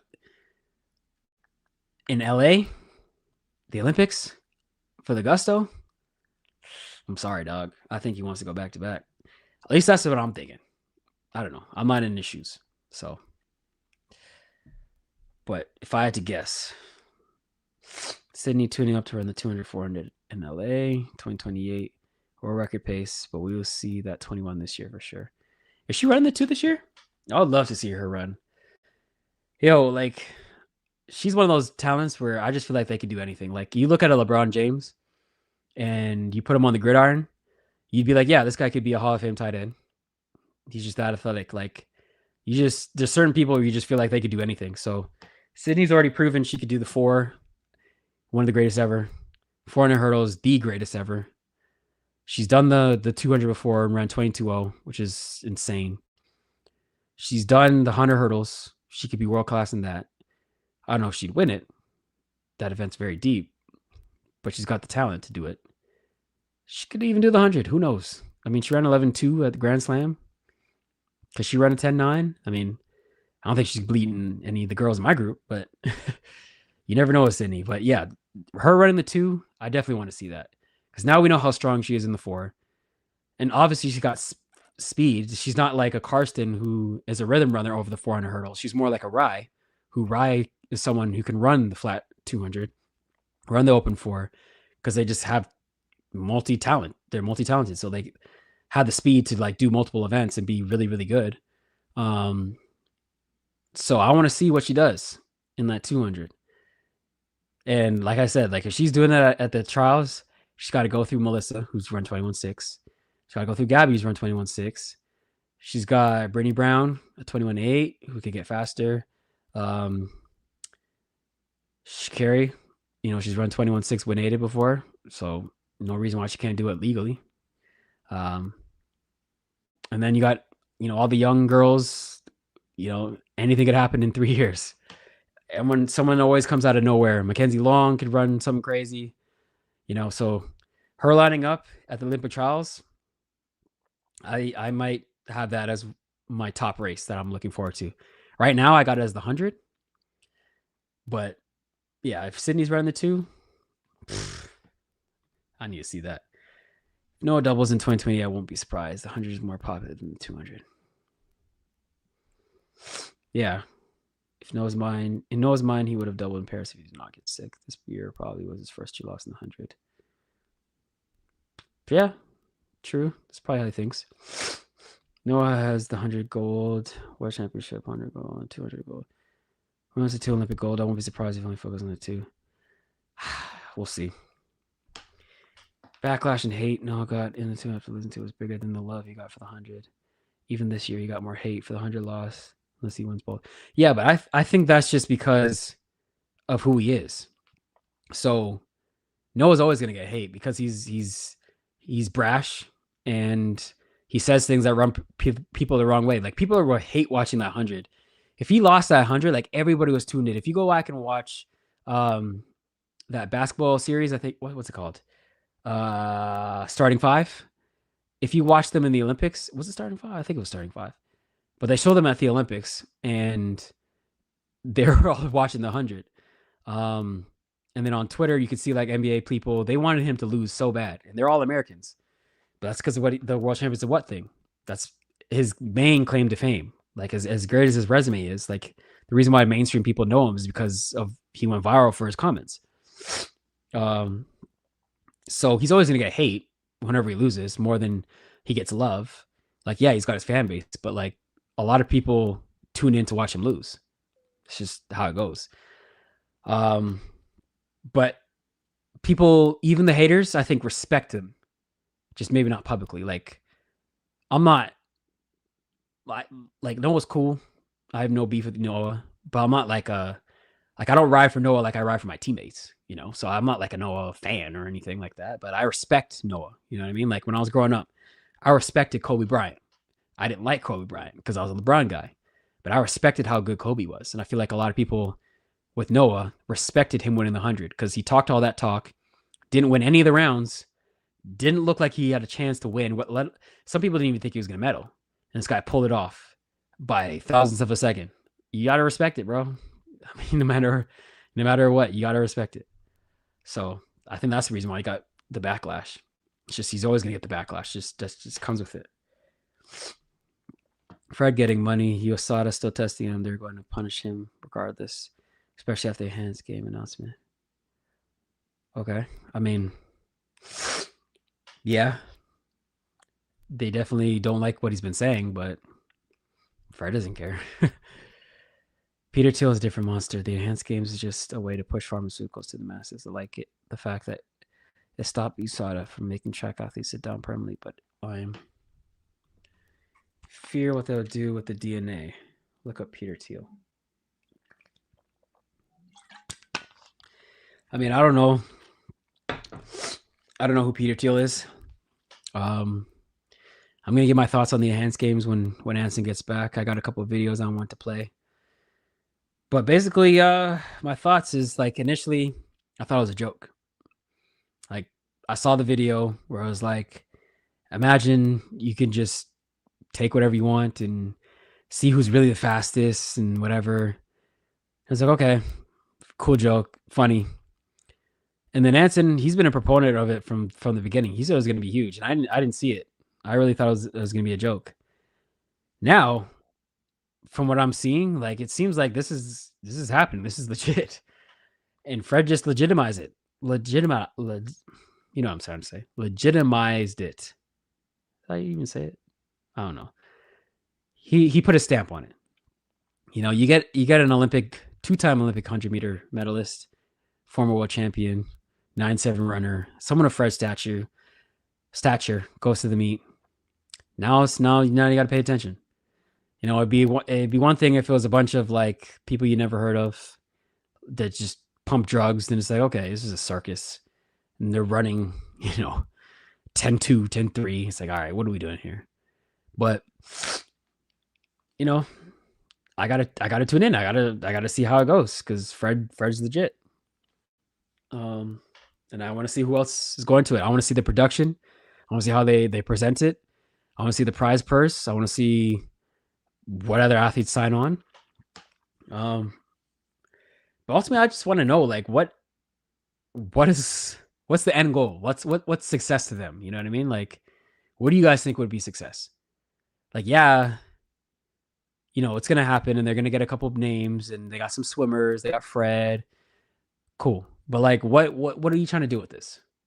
Like, is this something that you're trying to do every year? Is this just like a one and done thing? People are saying, yeah, they're trying to push drugs, but like, if they don't break the records, then what? Like, even if like, let's say Fred goes 9-7 again, which is obviously incredibly fast, but it's not faster than the world record. Is that still a success? I mean, he's been saying world record, but he's always saying world record, even before the Hans Games. That's just what Fred says. So like, if they don't break the world record in swimming, now what? Like, is it like world record or bust? And if they do break the world record, how impressive is that? Then we just say, okay, we got a doped up world record and a clean one. And you could say like, oh, I'm not doped up. I just did it for the money. Cool. Is anybody actually going to believe that? You're in a league where it's everything goes zone. There's no restrictions. So you can scream you're clean to the high heavens. How many people are actually going to believe you? If you're clean, why didn't you just do it? I mean, okay, no, because the money isn't there. So maybe that's why you would take it over there. I don't know. It's just, my whole point of this is the fact that we even got to this point is an indictment on the sport. That's how I want to go with it. And I have a video for another swimmer who talks about it that I'm going to play as soon as Anson gets back. But my thing is like, why are we even in this position? We focus so much on the drugs, it's bad, how it looks publicly. But like, you bring the same enhanced games model to the NFL. Are they taking it? I don't think so. Maybe some obscure people, but it's like, why? They don't need to. They're already good. They're eating well. And the fact that it's this easy for them to come in and set up shop in our sport is an indictment on the structure of how we pay amateur athletes or what we're supposed to be professional athletes, but like we still get treated like amateur athletes. And it's so easy to entice people to go into things like that because we're not getting treated like we should be. You know what I mean? Okay, Anson's back. Let's bring him back in here. Respect. Yo, you're a little fuzzy. Am I? So are you. Yeah. Oh, that's weird. Maybe it'll work itself out. Hold on, let me remove this. Am I better now? No, am I? Nah. That's weird. Are we fuzzy, chat? I mean, it's a little bit better now. It's starting to get a little clearer. Let's see what these comments say. Even Trump's son is an investor. Watching more interviews about the Hans Games makes you wonder why more track athletes do not join. Do not have to dope and need have everything done for you. What are these interviews, JB? I want to see it. I'm intrigued. If Fred run 10-4, I don't care if he's using, you will break the internet. They're running on an indoor track. How fast 100 meter going to be? Is that track even legit? I posted a live today. When we were, I was on with Fred. Yeah. And he's basically trying to recruit Nathaniel. And he's basically saying that they're still testing him and all that shit, but he ain't planning on taking shit because he still wants to run on that side. So yeah. But testing him. He's getting paid though. Yeah. All right. I had a video, 2 videos I wanted to play, and then we can get into this. But let me get my banner up. All right. So the last topic is the enhanced games. I was just telling them my thoughts before you got here, and I remember when it first came out, and I was like, "This is a joke." Like I thought it was like a troll video. Like ha ha ha. What if we could just have doping people and see how fast they go? And I just dismissed it. And me and you talked about. Oh, you're clear now. And you thought it was gonna be big from the jump. You're like, yo, this is legit. And I was like, nah, there's no way this worked. Like, no, who's gonna join this? But now it's at to the point where it's like, okay, this is actually happening. And like I'm seeing videos. Obviously, I follow Fred, and him being in it gives it a stamp of approval. It's like they at least have Fred. So now it's something that I have to tune into to see like what is this really about? What are they gonna do? And I mean, now I'm intrigued. Like before it was a joke and I was just going to brush it off. But like, obviously if they get Fred on board, like, yeah, he has his provisional suspension, but like Fred could have did anything. Like he was trying to play baseball or whatever, and he chose to do this. So clearly they got the bag. Clearly they got some type of backing, and it's an indictment on the sport to put us in that position where it's that easy to come and set up shop and be able to be like taking athletes away. Because you do the same thing I just said, like you do this enhanced games model with the NFL and be like, all right, you guys can take whatever steroids you want, you get as strong as you want, you can hit each other to your dead and whatever, we don't care, take whatever. How many athletes are doing that from the NFL? They're already eating good, they're already eating well. They're like, why? What do we need to do that for? So it's just an indictment on the professional structure of our sport, that it's so easy to set up shop and just be the biggest player in town. All you just got to do is flash. It's not even that big of a bag compared to other sports. Like we saw that with Grand Slam, them putting out $100,000. Everyone's like, how is this sustainable? How are you going to pay people $100,000? It's like $100,000. I know. Like you look at Jamar Chase. Looking at it like, yeah. What? When Jamar Chase got suspended for spitting on the guy, his game check for missing that one game was $500,000. And people are like, $100,000. Oh my God, how's this sustainable? Oh, what's the business model? But go ahead. Yo, don't you see this? That it had to be at a certain standard. If we're gonna make it something new, something that's gonna separate itself, something that's gonna be appealing. Yeah. You'd have to go big, yo. Big. Yeah. Right. Big relative for our sport. For our sport, it's big, you know what I'm saying? But to some people in the track world, it's like, oh my gosh, it's way too much money. Obviously, what they should have done is go with less prize money and You don't have to have more than one event. Just have one event. Don't have 4. It's like we're just so used to watering down our worth that we actually don't believe we're as valuable as we are. Like our, but like we think that running fast is not a commodity, like in our minds, because we don't leverage it to capitalize on it with bigger money. Anyways, I want to play these 2 videos. First one, I don't know if you follow the enhanced games, but I follow Fred and he reposted it, so I saw this. Plex, specially designed for the enhanced games on Memorial Day weekend 2026 at Resorts World Las Vegas. Built with a single goal, to host a sports entertainment spectacle made for the 21st century. Fast, intense, and unforgettable. With a musical performance that you won't want to miss. The Enhanced Games features 3 core sports: track, swimming, and weightlifting. Sports that define the power of human potential. 2,500 fans will experience the games live in Las Vegas. And while the in-person experience will be one of a kind, so will the digital experience. as we are bringing the games to you in a format you have not experienced before. Tune in to the Enhanced Games on May 24th, 2026, where the world stands still as we redefine human potential. See, like, I know it's AI and they're just showing us what their vision is, but like seeing that, I'm intrigued. I'm not gonna lie. Because they're saying they're gonna show the sport in a way that's never been seen before. What do they mean by that? How? Like what's the presentation looking like? And I'm curious to see who else signs on, because we have Fred right now in Muhammadu. I want to know who else signs on. That facility looked dope. So it kind of reminded me of like when they had Michael Johnson and Donovan racing that in the Sky Dome.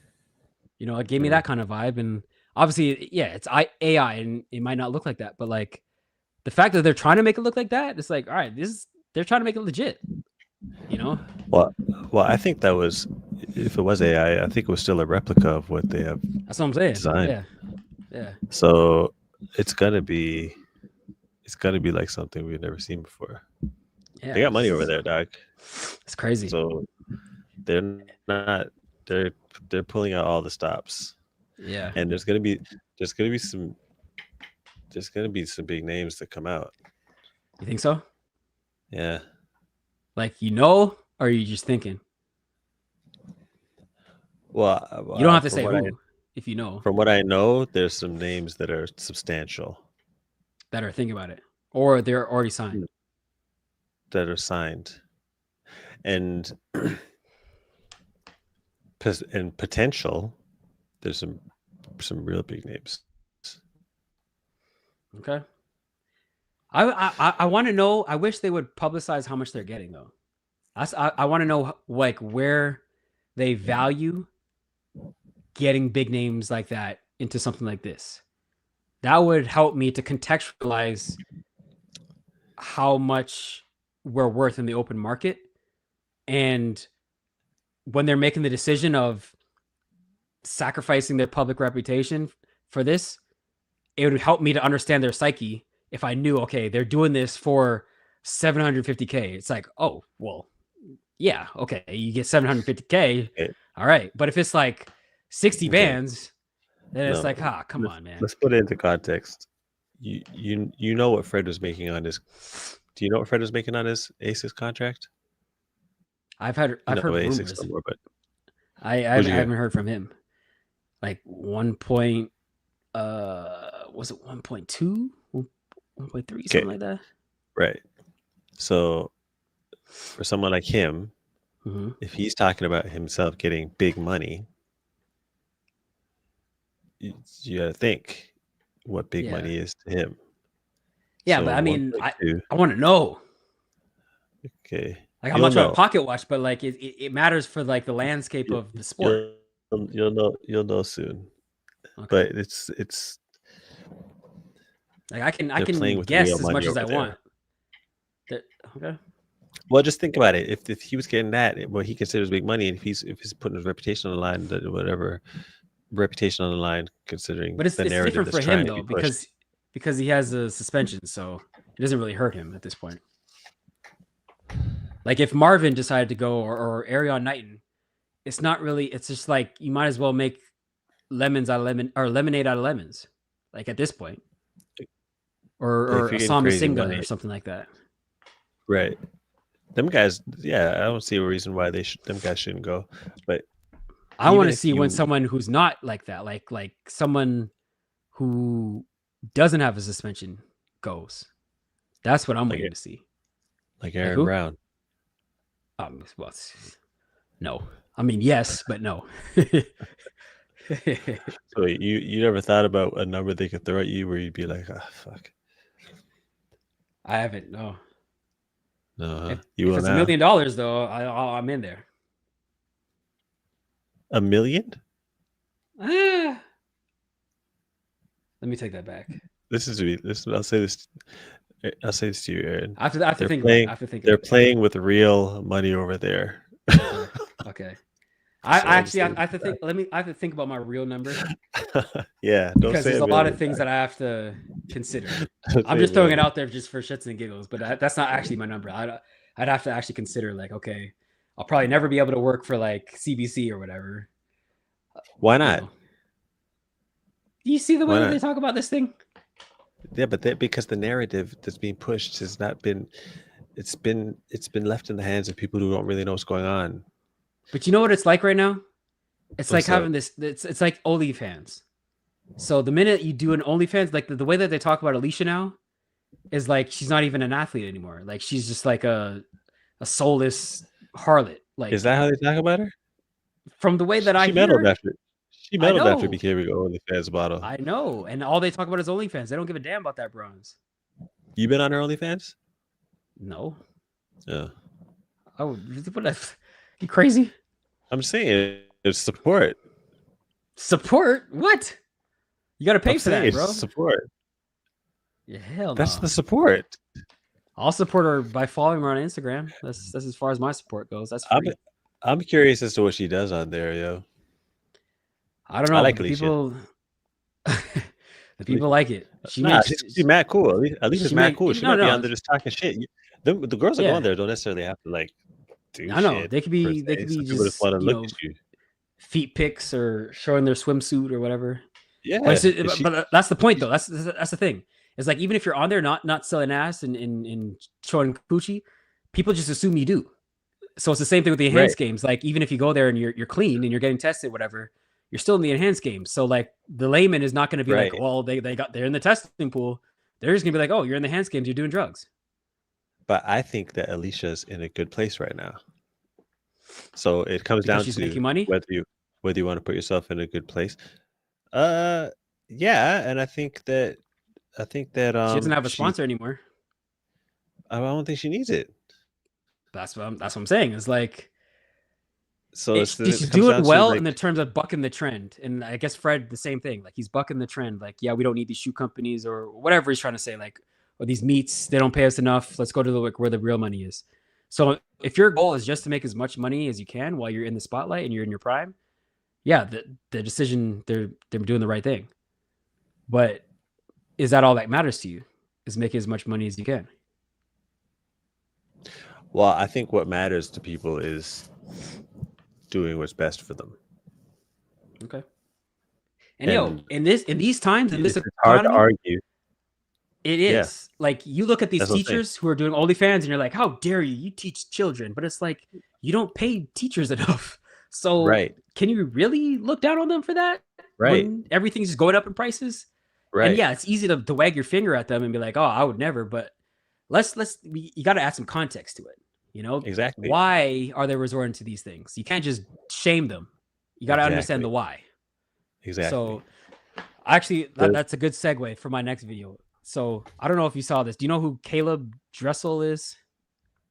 No. I actually just saw this today. He's a swimmer. He's a 10-time Olympic medalist, but he was talking about his opinion on the enhanced games. And honestly, a lot of what he says is how I feel. Right. Athlete partnership agreement's been the same since 2010. It hasn't gone up. What? The athlete partnership agreement, the financial comp to athletes has been the same since 2010. It's never gone up. Well, I'm steaming mad. Let me try to play it cool. On that, so this, I know you wanted to ask about enhanced games. So I keep an open mind about everything. This is one of those things where I do think it will fizzle out. But I think and I know there's been a lot of, like, if you go to their Instagram page, whatever, like the more attention they get, the bigger they grow. So I understand like their page, putting this stuff out fastest in the world. I mean, technically they're doped up. I think the bigger issue at hand is you have people willing to sacrifice their whole reputation, their whole swim career, because they weren't getting paid enough within the sport. This is one of the most popular sports in the entire world. And you have, whether it's people at USA Swimming, whether it's people at WADA, if they just say, if you break a world record, here's $1 million, I don't think you'd have nearly as many people going over or willing to do the enhanced games. Or if you make a top 8 at the Olympics, you get more money. The issue is quality of life. So if Ben, I have so much respect for Ben. Like, he's been great. I've been competing with him since 2017. I think his biggest thing from what I saw was it's about the money. It's not like he wants to do this. It's not like he wants to take drugs, but that's such an enticing thing for a sport where you can't live off of being top. I mean, Ben was top 3 in the world consistently. So it's like, it takes not even one gold medal, multiple consistency to make a living in this sport. So that should be the bigger issue at hand. It's not what enhanced games are doing. They can do whatever they want. People can sign up for it. It's that people are willing to sacrifice their whole reputation of what they've built up in the sport because they couldn't have a comfortable life, whether it's their governing body or it is, I said WADA, World Aquatics. Yeah, like you should have a comfortable life if you're consistently top 3 in the world. And so that's such a good example with Ben and even Christian. I think those are the only 2. Well, the Australian missile baby, he did it too. But yeah, that's where I stand with it. Like, I mean, I'm never going to do it, but I mean, it's a cool concept, I guess. I don't want to call it cool, but like, well, let's see how fast these guys can really swim. It's more funny to me, but the bigger thing at hand is I feel like World Aquatics in USA Swimming and all the governing bodies should see the bigger picture here and be like, ooh, people are willing to do this. That's the bigger problem. What do you think about that? He's right. Everything he said is on point. Well, one part that he didn't get to add in, but he probably was thinking it as well, is that you dedicate yourself to what they have set up already. It's really difficult to live unless you're top 3. And on top of that, people are doping as well. True. In that. True. And you're not. So it's and the way he finished that interview, I wouldn't be surprised if he ended up doing it. Because it slipped out. That's a cool concept. Yeah, it's not out of the question for him. If they throw, especially if he's got bills to pay and shit, and everyone.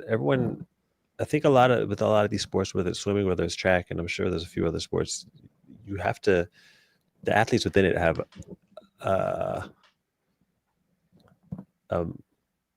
They're not mentally there. Like their passion supersedes logic. Like you'll give up everything for a dream or a vision that you want to pursue, even if you're going in debt. If you gotta cut back on certain things, you gotta. You know what I'm saying? You got to travel less. You got to move someplace and live a certain type of life that's makes you. You're not wired normally, and it's not sustainable to live in a lot of cases unless you're like up there. You know what I'm saying? Yeah, but it's like living in the Western world. Like, how many immigrants come to America or Canada, seeing like the rich billionaires and millionaires and thinking, oh, that could be me. And then they sacrifice living like a optimal life, thinking like, oh, I could put up with this garbage right now, but eventually I'm going to be that top person. And they're cool with that, and they're willing to put up with it because they think that small percentage of people that make it, they're going to be in that minority. And it's the same thing with the Olympics. Like, everyone sacrifices because they think they're going to eventually reach that payout. Where if I just keep working hard and I just get on the podium, then I'll be a superstar and I'll make lots of money and it'll all be worth it and it'll all pay off. But for the vast majority of people, it doesn't, because there's only 3 people that make it the medals. And most times it's you got to win. And sometimes even winning is not enough. So if you're not marketable, what are they going to do? You know, it's not a guarantee that, okay, you get a medal, you get a gold. Now you're making $1 million and you're going to be on the cover of Wheaties. Like, no, it's just only for a select few. So it's the same thing with,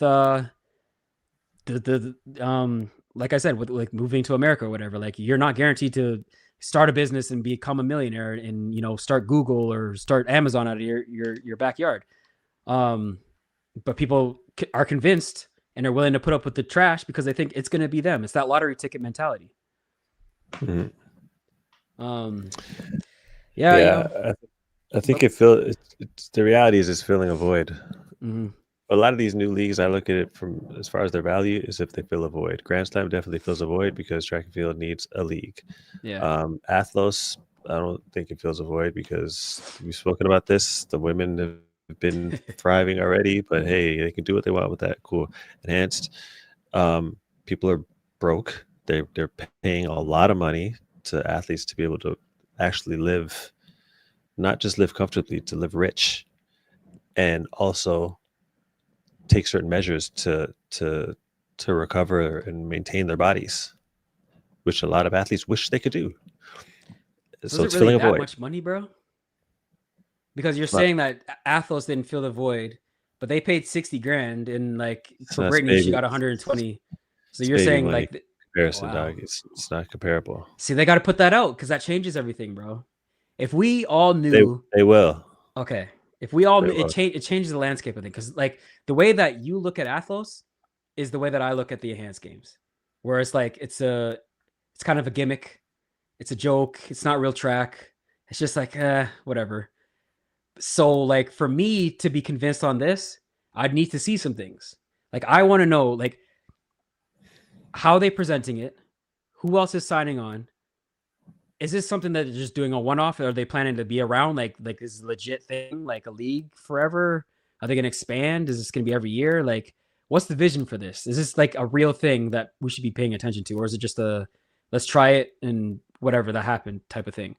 So like for me, it's still in the gimmick mode, but I'm intrigued. I want to know more. Like I'm like the guy said in the interview, like he said, I have an open mind with things. So for me, I'm not just going to close the door like they're telling me to, because everyone else is saying like, oh, drugs are involved. We vehemently are against this thing. You should never even consider it. But just like his interview said, the only reason why we're considering it is because the infrastructure that we have right now is failing the athletes. So yeah, on the surface of it, it sounded like a joke. And do I want to take drugs? No, but like I want to at least hear what they're offering, so I know before I shut the door on it exactly what it is that they're coming with. And it seems like they have more substance than I initially thought. So I'm willing to listen. And See, what's the harm in listening? And I've been telling you from time. I'm going to resend this to you, but a while ago, I sent you the interview of the CEO when he was on the Joe Rogan podcast. Yeah, It's easy to find, but I'll send it to you again. I think you should watch it or listen to it. yeah. And then when they made their announcement 2 or 3 months ago, 4 months ago, when they announced that it's going to be in Vegas or whatever, that's only about 15 minutes. You should check that out too. Like I like to know what's going on. I'm not the type of person to be like, I like to know and get a background. Even with Athlos, I've watched loads of interviews of Alexis Ohanian, and I know everything through and through as far as what's behind it, what's built on, what's the vision, all that shit. Mhm. Same thing with this, and it's not what people think it is. Mm. That's all I'm gonna say. Okay. Even Mark B Fitness is saying that a lot of the research is going into better health. Mm. There's a lot of things that are banned that are actually good for you. Really? Yes. Well, think about I can see that. Like they have like cold medications on it. Like I remember I got sick one time. I'm like, yo, what can I actually take? Like I don't want to take anything crazy. It's just deeper than what people are thinking. And look, man, people want to. Everyone wants to be really good at what they do in sports, but people want to live. They want to live comfortably. Or they want to do things. And people have families and shit too. They want their kids to be able to do things. They want. Yeah. It's like, what are you asking athletes to do? You're asking them to totally disregard that just for what? Okay, this is what I want to know though, is what is success for the enhanced games? Because if Fred goes out there and let's say he runs 9:79, which is insanely fast and would be really impressive. It's faster than he ran last year and one of the fastest times we've seen in a while. But it's not what they were running in the Usain Bolt era. It's not faster than what Oblique ran last year. Kenny ran that legally clean. So like, is it like, how do we determine what's successful for the enhanced games, because their marketing is we're Well, the fastest. yeah, what they've marketed is, I mean, it seems like they want the world record. Yeah, if and that Fred's doesn't- always if talking that about world doesn't happen, record. yeah, So if if that it's doesn't world happen, record or bust, I think at the very least they'd have to have the fastest people in the world, or they have to put up the fastest times in the world. yeah, but I seriously doubt that's even gonna happen. Because A it's lot of not just like you take drugs and it's A a lot of magic people doubt it. pill and you No, just run the world record. Like you still have to but have the talent to but do they're it. getting actual talented people now, though. That can run the world record. Well, I'm saying they're gonna have a lot of resources that a lot of people don't have. I get it, but I just, even with that, I don't see the world record. Like 958, Like bro. the world record is a stretch, right? Yeah. But to have the fastest people, or for fastest person, like someone to run 9.6 or 9.7 low, but that's not far fetched. I don't think that's enough though.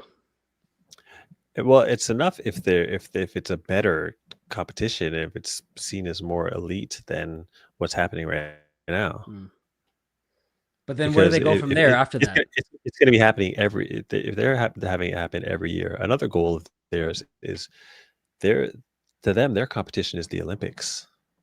They're trying to replace. I don't want to say replace, but they're trying to be a better product than the Olympics. So they'll already have 3 years on top of the Olympics, because the Olympics is every 4 years.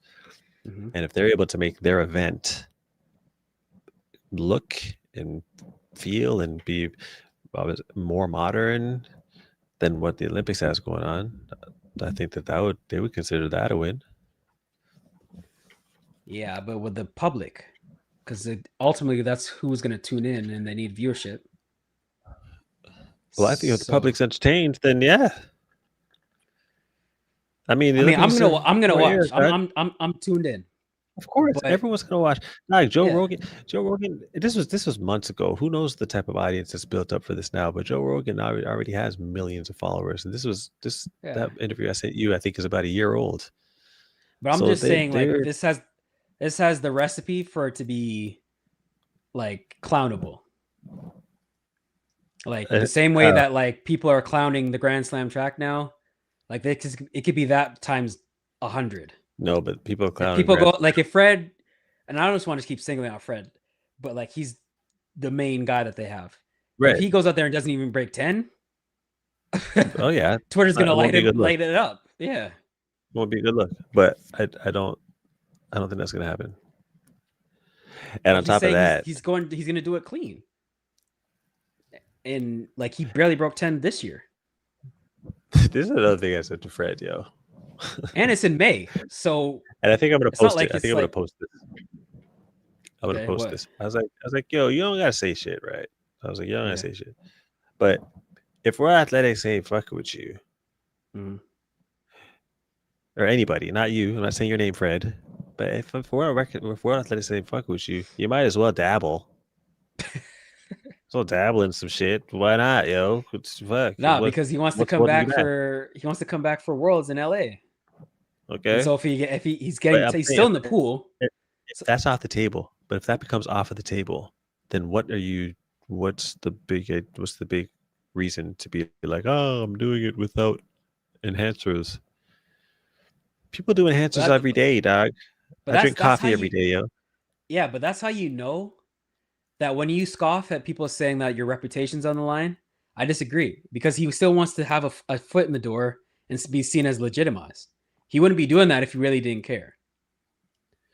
Like he wants all his accomplishments that he's been achieved to be seen as him, not like doped up. Doug, the track world is a lot smaller than people think. I know. That's what we were talking about earlier. So that's where his reputation might be tarnished. Yeah. But the outside world, they ain't give a shit about that. This people refer to it as the doped up games, but this is actually an exploration of science and human. That's just the euphemism, though. It's a euphemism, but fair. But the euphemism that's been used up to this point has been the earlier, where it's a negative. And I think once with the type of money they have, and the way the reach they're going to have, and the resources they're going to have from a media standpoint, and the storytelling, you really think that the public perception is going to be swayed? They have the they're going to look at it like this is a science, like a showcase of science versus just being. But that's what it is, though. But that's what it is. Nah, come on, dog. It actually is what it is, dog.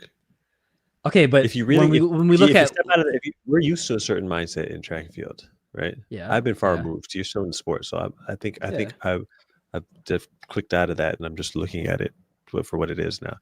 It really is just that. Like, people haven't really, at least openly, haven't really looked at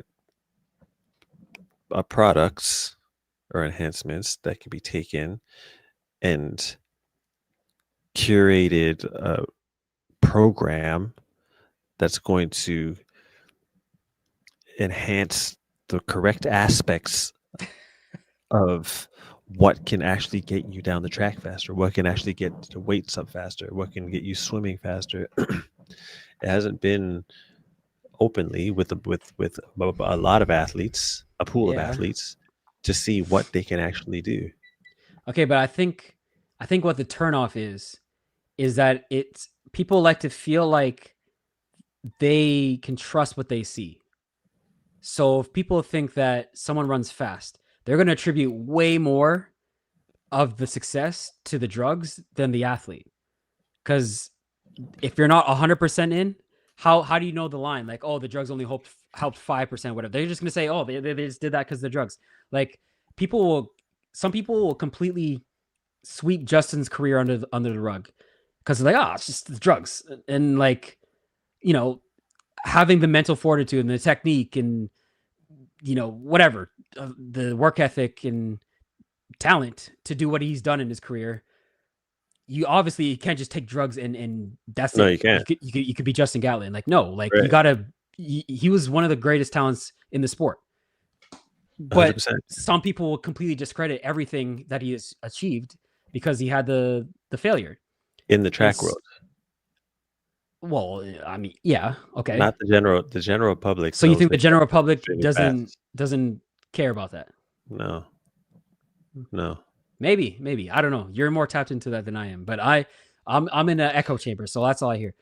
But I think I would compare it to like robotics.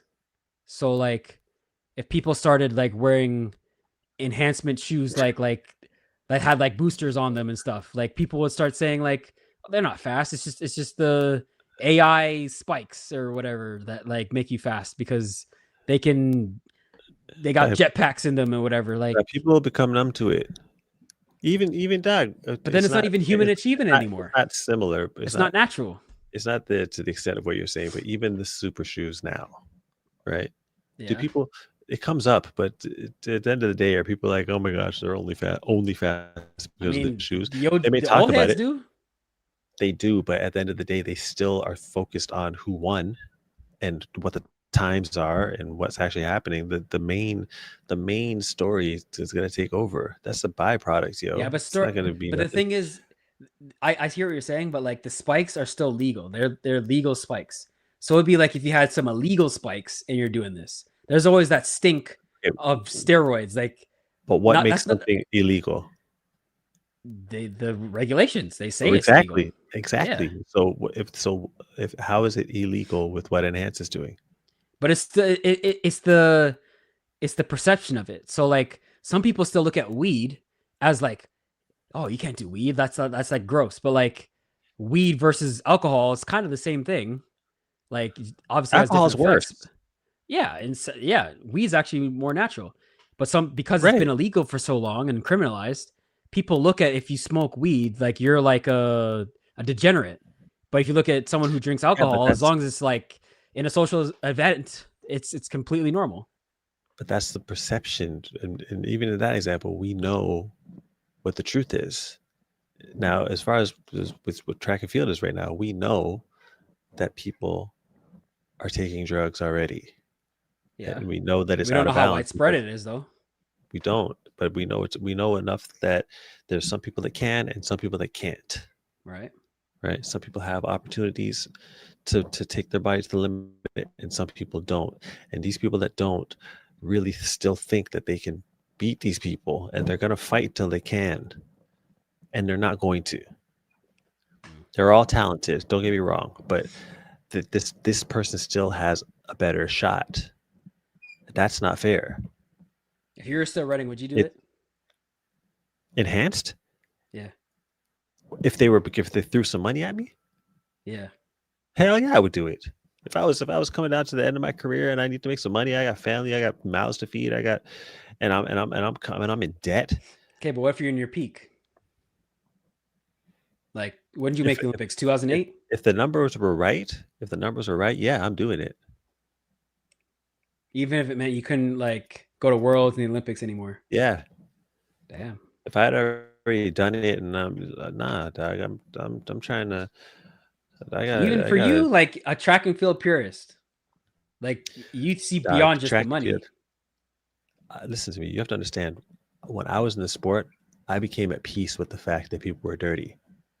So I know that people are dirty that I'm racing against. So as far as we go into enhanced, I see that there's no big difference as far as that's concerned, yo. Yeah, but the difference is now they're looking at you as one of those people. No, I don't think that they're gonna look at people like that for once the shit really gets rolling, dog. Well, they need some actual people who haven't been suspended joining, because right now it's just Mohamedou and Fred, and both of them have pending whereabouts thing. I think Mohamedou is still suspended. Really? Well, yeah, I guess. But I think that it's only going to take one person that isn't under suspension. Yeah. To do like it. If Andre went, then it'd be a game changer. Because you probably Andre's no. I'm not saying because it's him. I'm not saying it's because it's him. I'm saying because it's somebody. It is someone that you. Well, you got to see how the reception is. You don't want to be that first person. Okay, and this is what I wanted to say before when we were talking about Alicia. It comes to the point where you have to really think, how much does this public perception have an effect on my life?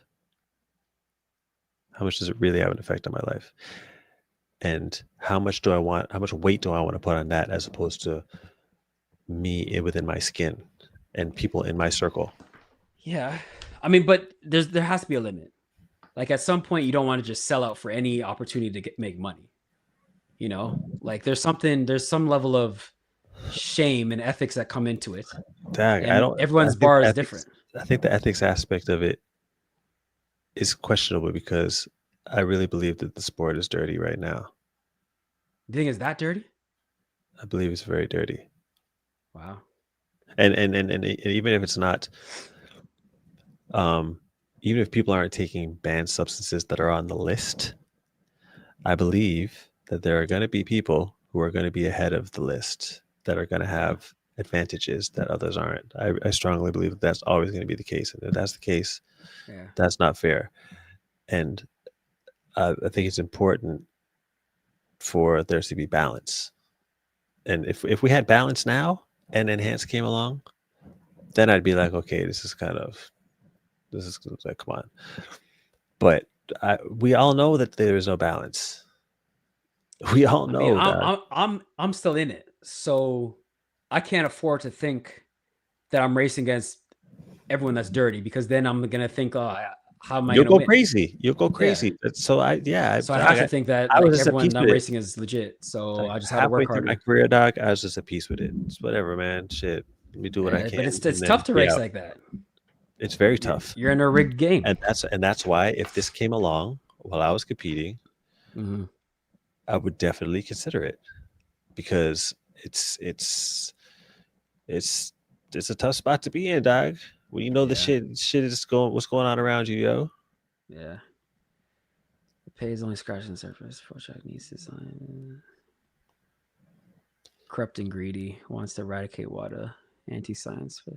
Who's D'Souza? Is he the CEO? Yeah. Okay. So he is. I mean, they are the corrupt and greedy. He's he right speaks about a that. lot about that in the interview that I'm going to send you. That's a big thing.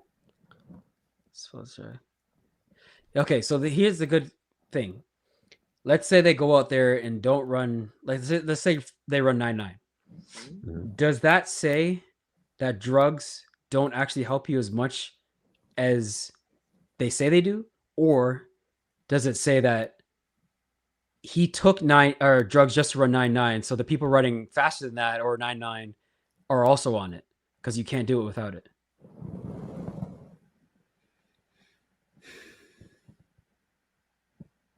Victor Conti, rest in peace. Strongly believe that you can't. There's certain times you can't run without drugs. He said it's possible, but it's very, very, very, very, very difficult. Now, I don't know who is or isn't clean, and I would never be in a place where I could be like, no, this person's clean, this person's clean. The only way I could is that I could be like, well, they haven't tested positive, so they're clean.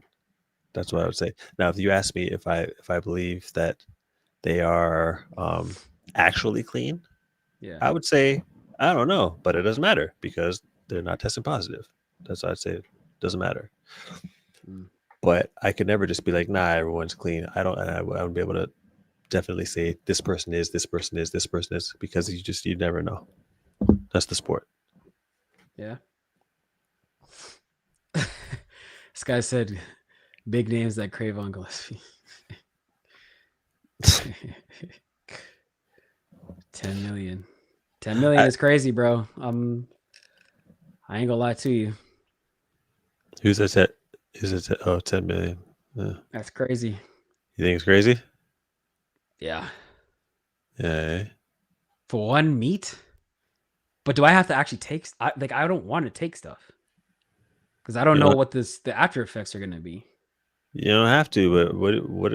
Just to go into the thing, 10 million. Oh my god! Okay, look at this is another thing I saw in the research that I've looked at. Right, it's not that simple just to take stuff. Like they're not just allowing people to just do stuff. It's monitored. Like whatever you do is gonna have to be going through a certain protocol. Okay. And they have scientists that are monitoring you, dog. It's not just a willy-dilly, oh, I'm all good now. I can just run across the border and just get my things and just come back and shoot my shit up. I think of it like Compound V from a cocktail together. Yeah, from The Boys. No, that's not how it is. That's what I'm saying. Now you're A-Train. There's a lot of misinformation out there because there's a lot of people in the track world that don't even want. They're not even gonna read anything on that shit. They don't want. I need to know. Of course. So I research shit. So that's how I roll, dog. But it's their job to provide that information during the broadcast to the casual people, because that's me. I'm not doing extensive research on it. I'm just like, that ain't for me. Whatever. But if they throughout the broadcast let us know like the process of how they do it and this and that, like that's their opportunity to do that, and I think that's their goal, anyways.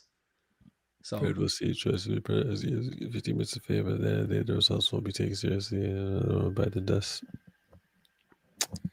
Yeah, even if he does break the world record, what does that really say? It would say that he broke the world record on drugs. I mean, it's the same as Justin running 9.4 with those fans behind him blowing at 8 miles per hour or whatever, wherever it was. Like, technically, he's run the fastest 100 ever. I think it would be better than that. It's a gimmick, though. I think the wins, dog. I don't. Wind, drugs, I mean. No, it's different, dog. He's like, your body's actually doing it still. 120. Jesus Christ. Growth hormone hills an effort to maintain muscle mass and bone health to live to 120. See? Shit like that. Oh, Ozempic has side effects. Drugs. That is true. People do want that weight loss from the Ozempic, and they don't care about the side effects.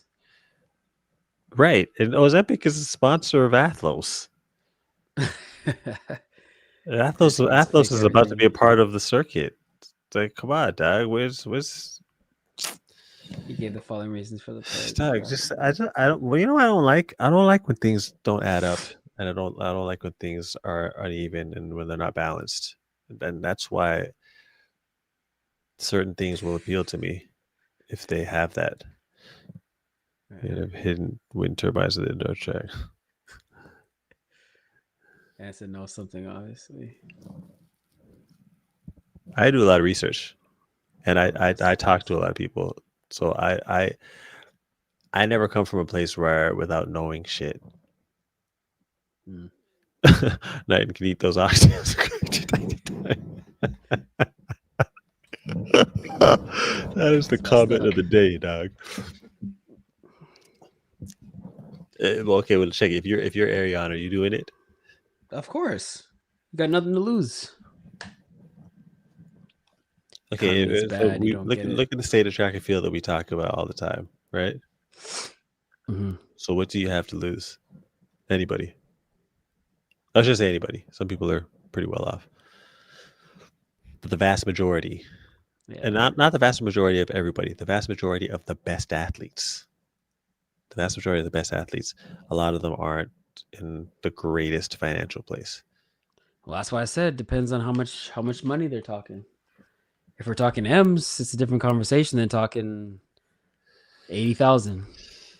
Yeah, that's baby money. It's all like I'm in a position to say. Yes, they have told me I look like A-Train. I don't know why. I don't see it. A-Train. Yeah, the guy from The Boys. Oh, yo, you do kind of look like him, yo. Stop it. You do. Imagine what GST has invested their money to save. That was my nickname when I was in college. A-Train? I thought it was A-Blaze. No, that's my gamer tag. That's my That's my actual nickname. But when I was in college, yeah. Okay. Investors, yeah. That's. I mean, well, okay. I wish that the money would just go into building up track. Because if it's that easy to get the enhanced games popping, they could easily come in and save and give that another 50% for Grand Slam to see it to succeed. So the money's out there. But again, they do have a different agenda. So they're trying to promote their pharmaceuticals. And pharmaceutical money is a different bag. Them boys got bread. So nobody's better than their incentives. And their incentives are to push pharmaceuticals. So let me point out something else that's backwards. The MO is mainly based in pharmaceutical interests, right? The pharmaceutical community is supporting that, right? Now, Grand Slam is trying to be in the main interest of track fans and the track pundits and the track world. There's a I don't want to say a majority, but there's a large group of people within the track world that aren't getting behind Grand Slam or that want to see it fail. And that's the difference. Let alone pharmaceuticals has a lot of people with big money, but at least the community is supporting what the interest is. Do you think if it was a different face for Grand Slam, like if you swap Alexis Ohanian and Michael Johnson, not like their backing and their money and all that, just literally just the face of the league, do you think that they are more likely to help? Not even making it like oh, he's white or whatever. Like, do you think it's just because they don't like Michael Johnson? Like so many people? I think that the Michael Johnson aspect of it is an asset. I think it's an asset because it gives credibility to it. As far as the people's belief in him as a businessman, I think that his blackness does play a part in that. You think so? Yeah, I think that people generally would find a white person to be more business savvy and trustworthy in a business position. which would be inaccurate because Michael's been a very successful business person outside of track. I don't know. Track is a difficult thing to make money off of. So Yeah. to expect someone to come, even Ohanian is losing money. He said very clearly he's losing money doing Athlos, which is only one competition and only women. But Michael is trying to make a league in track and field, which has been struggling. It's a dying product for years, and Yeah. he's getting ripped as a business person because he can't save it in the first year of existence. He couldn't turn a profit in the first year of existence. Listen, his color. Look, I'm just throwing stuff out there, but it's coming across like that's a factor. I mean, you can never really definitively say it's not. I don't know how much of a factor that is. And I'm not saying that. I'm not even saying that it's white people that are against it. I think black people. Yeah. They're the ones I hear mostly shitting on Grand Slam. I just haven't heard anybody bring up his race as a thing. I think I've only heard his arrogance as a factor. And they're saying like he came on too strong and he didn't play ball. He thought he was the know-it-all and was gonna tear it down and had this great idea. And he just came on too strong, and the powers that be didn't like it. That's why nobody is jumping to help him. That's all I've been hearing. Sometimes it doesn't. It can work against you to be smarter than people who are in position. I don't know why Athos hosted meets in October. Yeah, they hosted in October so they don't compete with the Diamond League schedule. They said that in Worlds they wanted to play nice. You believe that? Yeah, you don't. Why do you think? I think it worked out better for their scheduling and for what they got going on. What do you mean? I think that for one, I think the venue pricing could be different. Cheaper? Yeah. I think that within the schedule of whatever else he has going on, he's an important businessman. He's got a lot of other ventures going on. Yeah. I think it fell within a space within it worked where it would work for him. But then next year they're he's entitled to that. Yeah, because maybe next year he's planning it differently.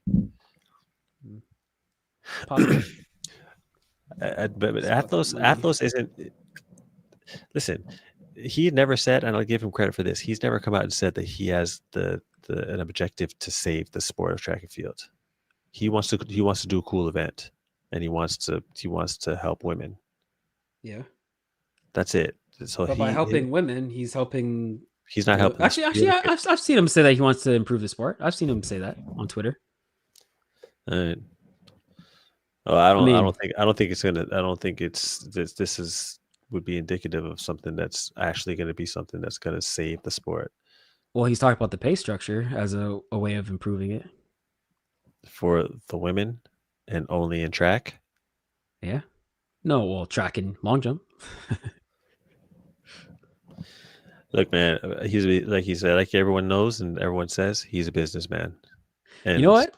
It's not a smart investment to come in and try and save track and field. If you don't necessarily have a real plan to grow the sport in a proper way. That plan right there, what he's doing, is a great plan for what he has going on as a pioneer for women's sports. It's an amazing business plan for being a pioneer for women's sports. For track and field, it's not a good plan. And if you're coming in and you don't have a plan a solid plan to make it a reputable sport, then you're investing in something that you in water that you can't swim in. So how do you say that about Athlos? But do you think that Enhanced Games is doing that? I believe their plan is going to improve the sport. No, I don't know what it's going to do as far as the sport. I wouldn't come out and say it's going to save the sport. I think the So what do you best. think it's going to I think do? the best model to save the sport is Grand Slam track. Of, To of save, course, yeah. yeah. And I think that at some point, Grand Slam. See how they're talking about how Athos is going to bring in the men at some point. I think at some point Grand Slam would have brought in Field. You think so? Yeah, I do. I think they would have brought it even if it was If it's rocking and rolling, why would they? No, I think they would bring in certain events. Yeah, Like how they brought in showcases. Long jump for Tala. Yeah. I think they bring in showcases. I think they would do that. I don't know if we would ever bring it in and make it a part of the whole entire circuit. I don't know if they would do that. And then the thing is, it's Grand Slam track, so they don't have to do that. But I think that they would do that. But at the end of the day, they're the best model for just actual track and field, saving track and field. And Hans is doing 3 sports. They're not even only focused on track, so they're not. Yeah, I don't they're think trying to compete with the save track Olympics. and field. Yeah, they're trying to compete with the Olympics, and they have their own mission as far as that.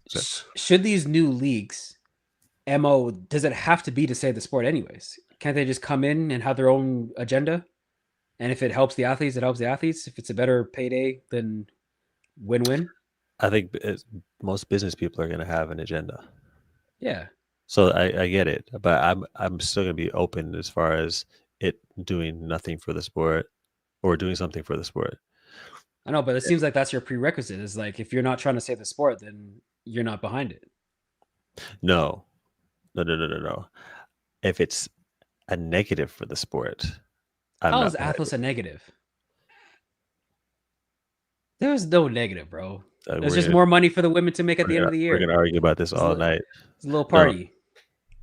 What? It's a little party, yeah. Cool. There's no, yeah. I mean, if you don't take it serious, that's one thing. But for it to be a negative, like, what did it do as a negative?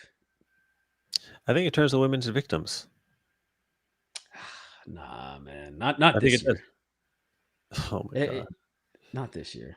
They're celebrated, bro. Did you watch the broadcast? Yeah.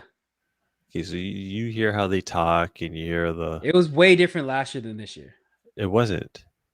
This year it was just all celebratory talk. I didn't see anything about them. Not significantly. Last year I heard way more of it. And what's with all the celebration stuff? Like look at that's in vogue. That's no, it's like power. It's like they need the boost. Like did the women need the emotional boost? Is that what's happening? Do they feel emotionally defeated? That's what they think that the audience wants to hear.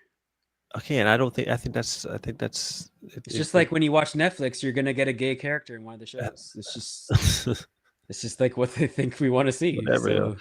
As far as what they're doing, I think they're making the women look weak, and I don't think they're weak. That's my problem. I look at these women as super women. So you hear someone coming in and trying to help them out. I'm kind of like, what? These I think they're trying to showcase them. No, it's not. It's not that. They just gave them the stage to turn up. That's what it seemed like. Listen to the questioning in the interviews. Like I said, no business way so credit when you shouldn't have. For me, yeah, sounds good. People say he was a jerk during his playing years, and folks are holding grudges. Yeah, that's what I've been hearing. That he was an asshole when he ran, and people just. A lot of people are assholes when they run, though. Like, that's done, man. It's like, yeah, this guy's actually. You know when people talk about doing something for the sport, don't do shit. The amount of legends there are. Yeah. And the reality is while all the field event people are pissed off, they need to be pissed at some of the legends in their sport. They ain't done shit to come back and try and save the sport, or try or help the field. Mm-hmm. Because the reality is when Michael said he doesn't feel like he can save the field, they hated that. Yeah, but is he a face to save the field? He's a track guy. He's going to get investors behind him based off of his track credentials and his knowledge about track. He's going to come in and act like a field person. You don't know shit about field. You don't care about the field.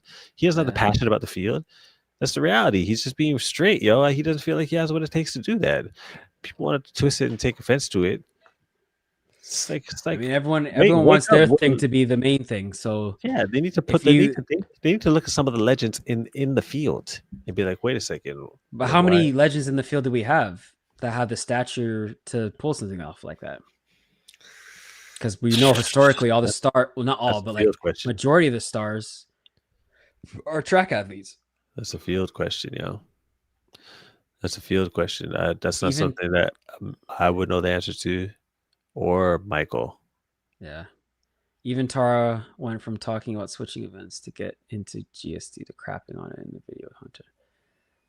Yeah, I I'm remember she said surprised. she wanted to do the hurdles or something like that. You know, I think if she won Field Athlete of the Year, she might have said something similar to what Mondo said. Now that I think about it. Yeah, I don't know where that came from, man. She wasn't. She's really upset about that. Even on the Athos thing, they're very like, it's so great that they have field. It's like they have one field event. She didn't put heat on Athlos the way she did on Grand Slam. I would like to ask her about why there was the heat there and not for Athlos when Athlos came out was a much smaller product, a much smaller project, and wasn't able to put some field events in.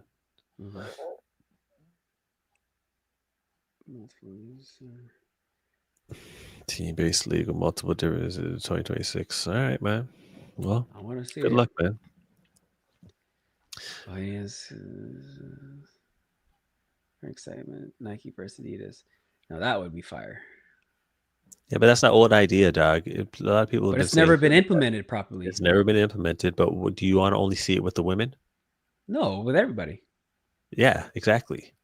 Try to do something substantial. Me too. Edabaka. That's how you say it. At least he tried. Carl Lewis is the most famous.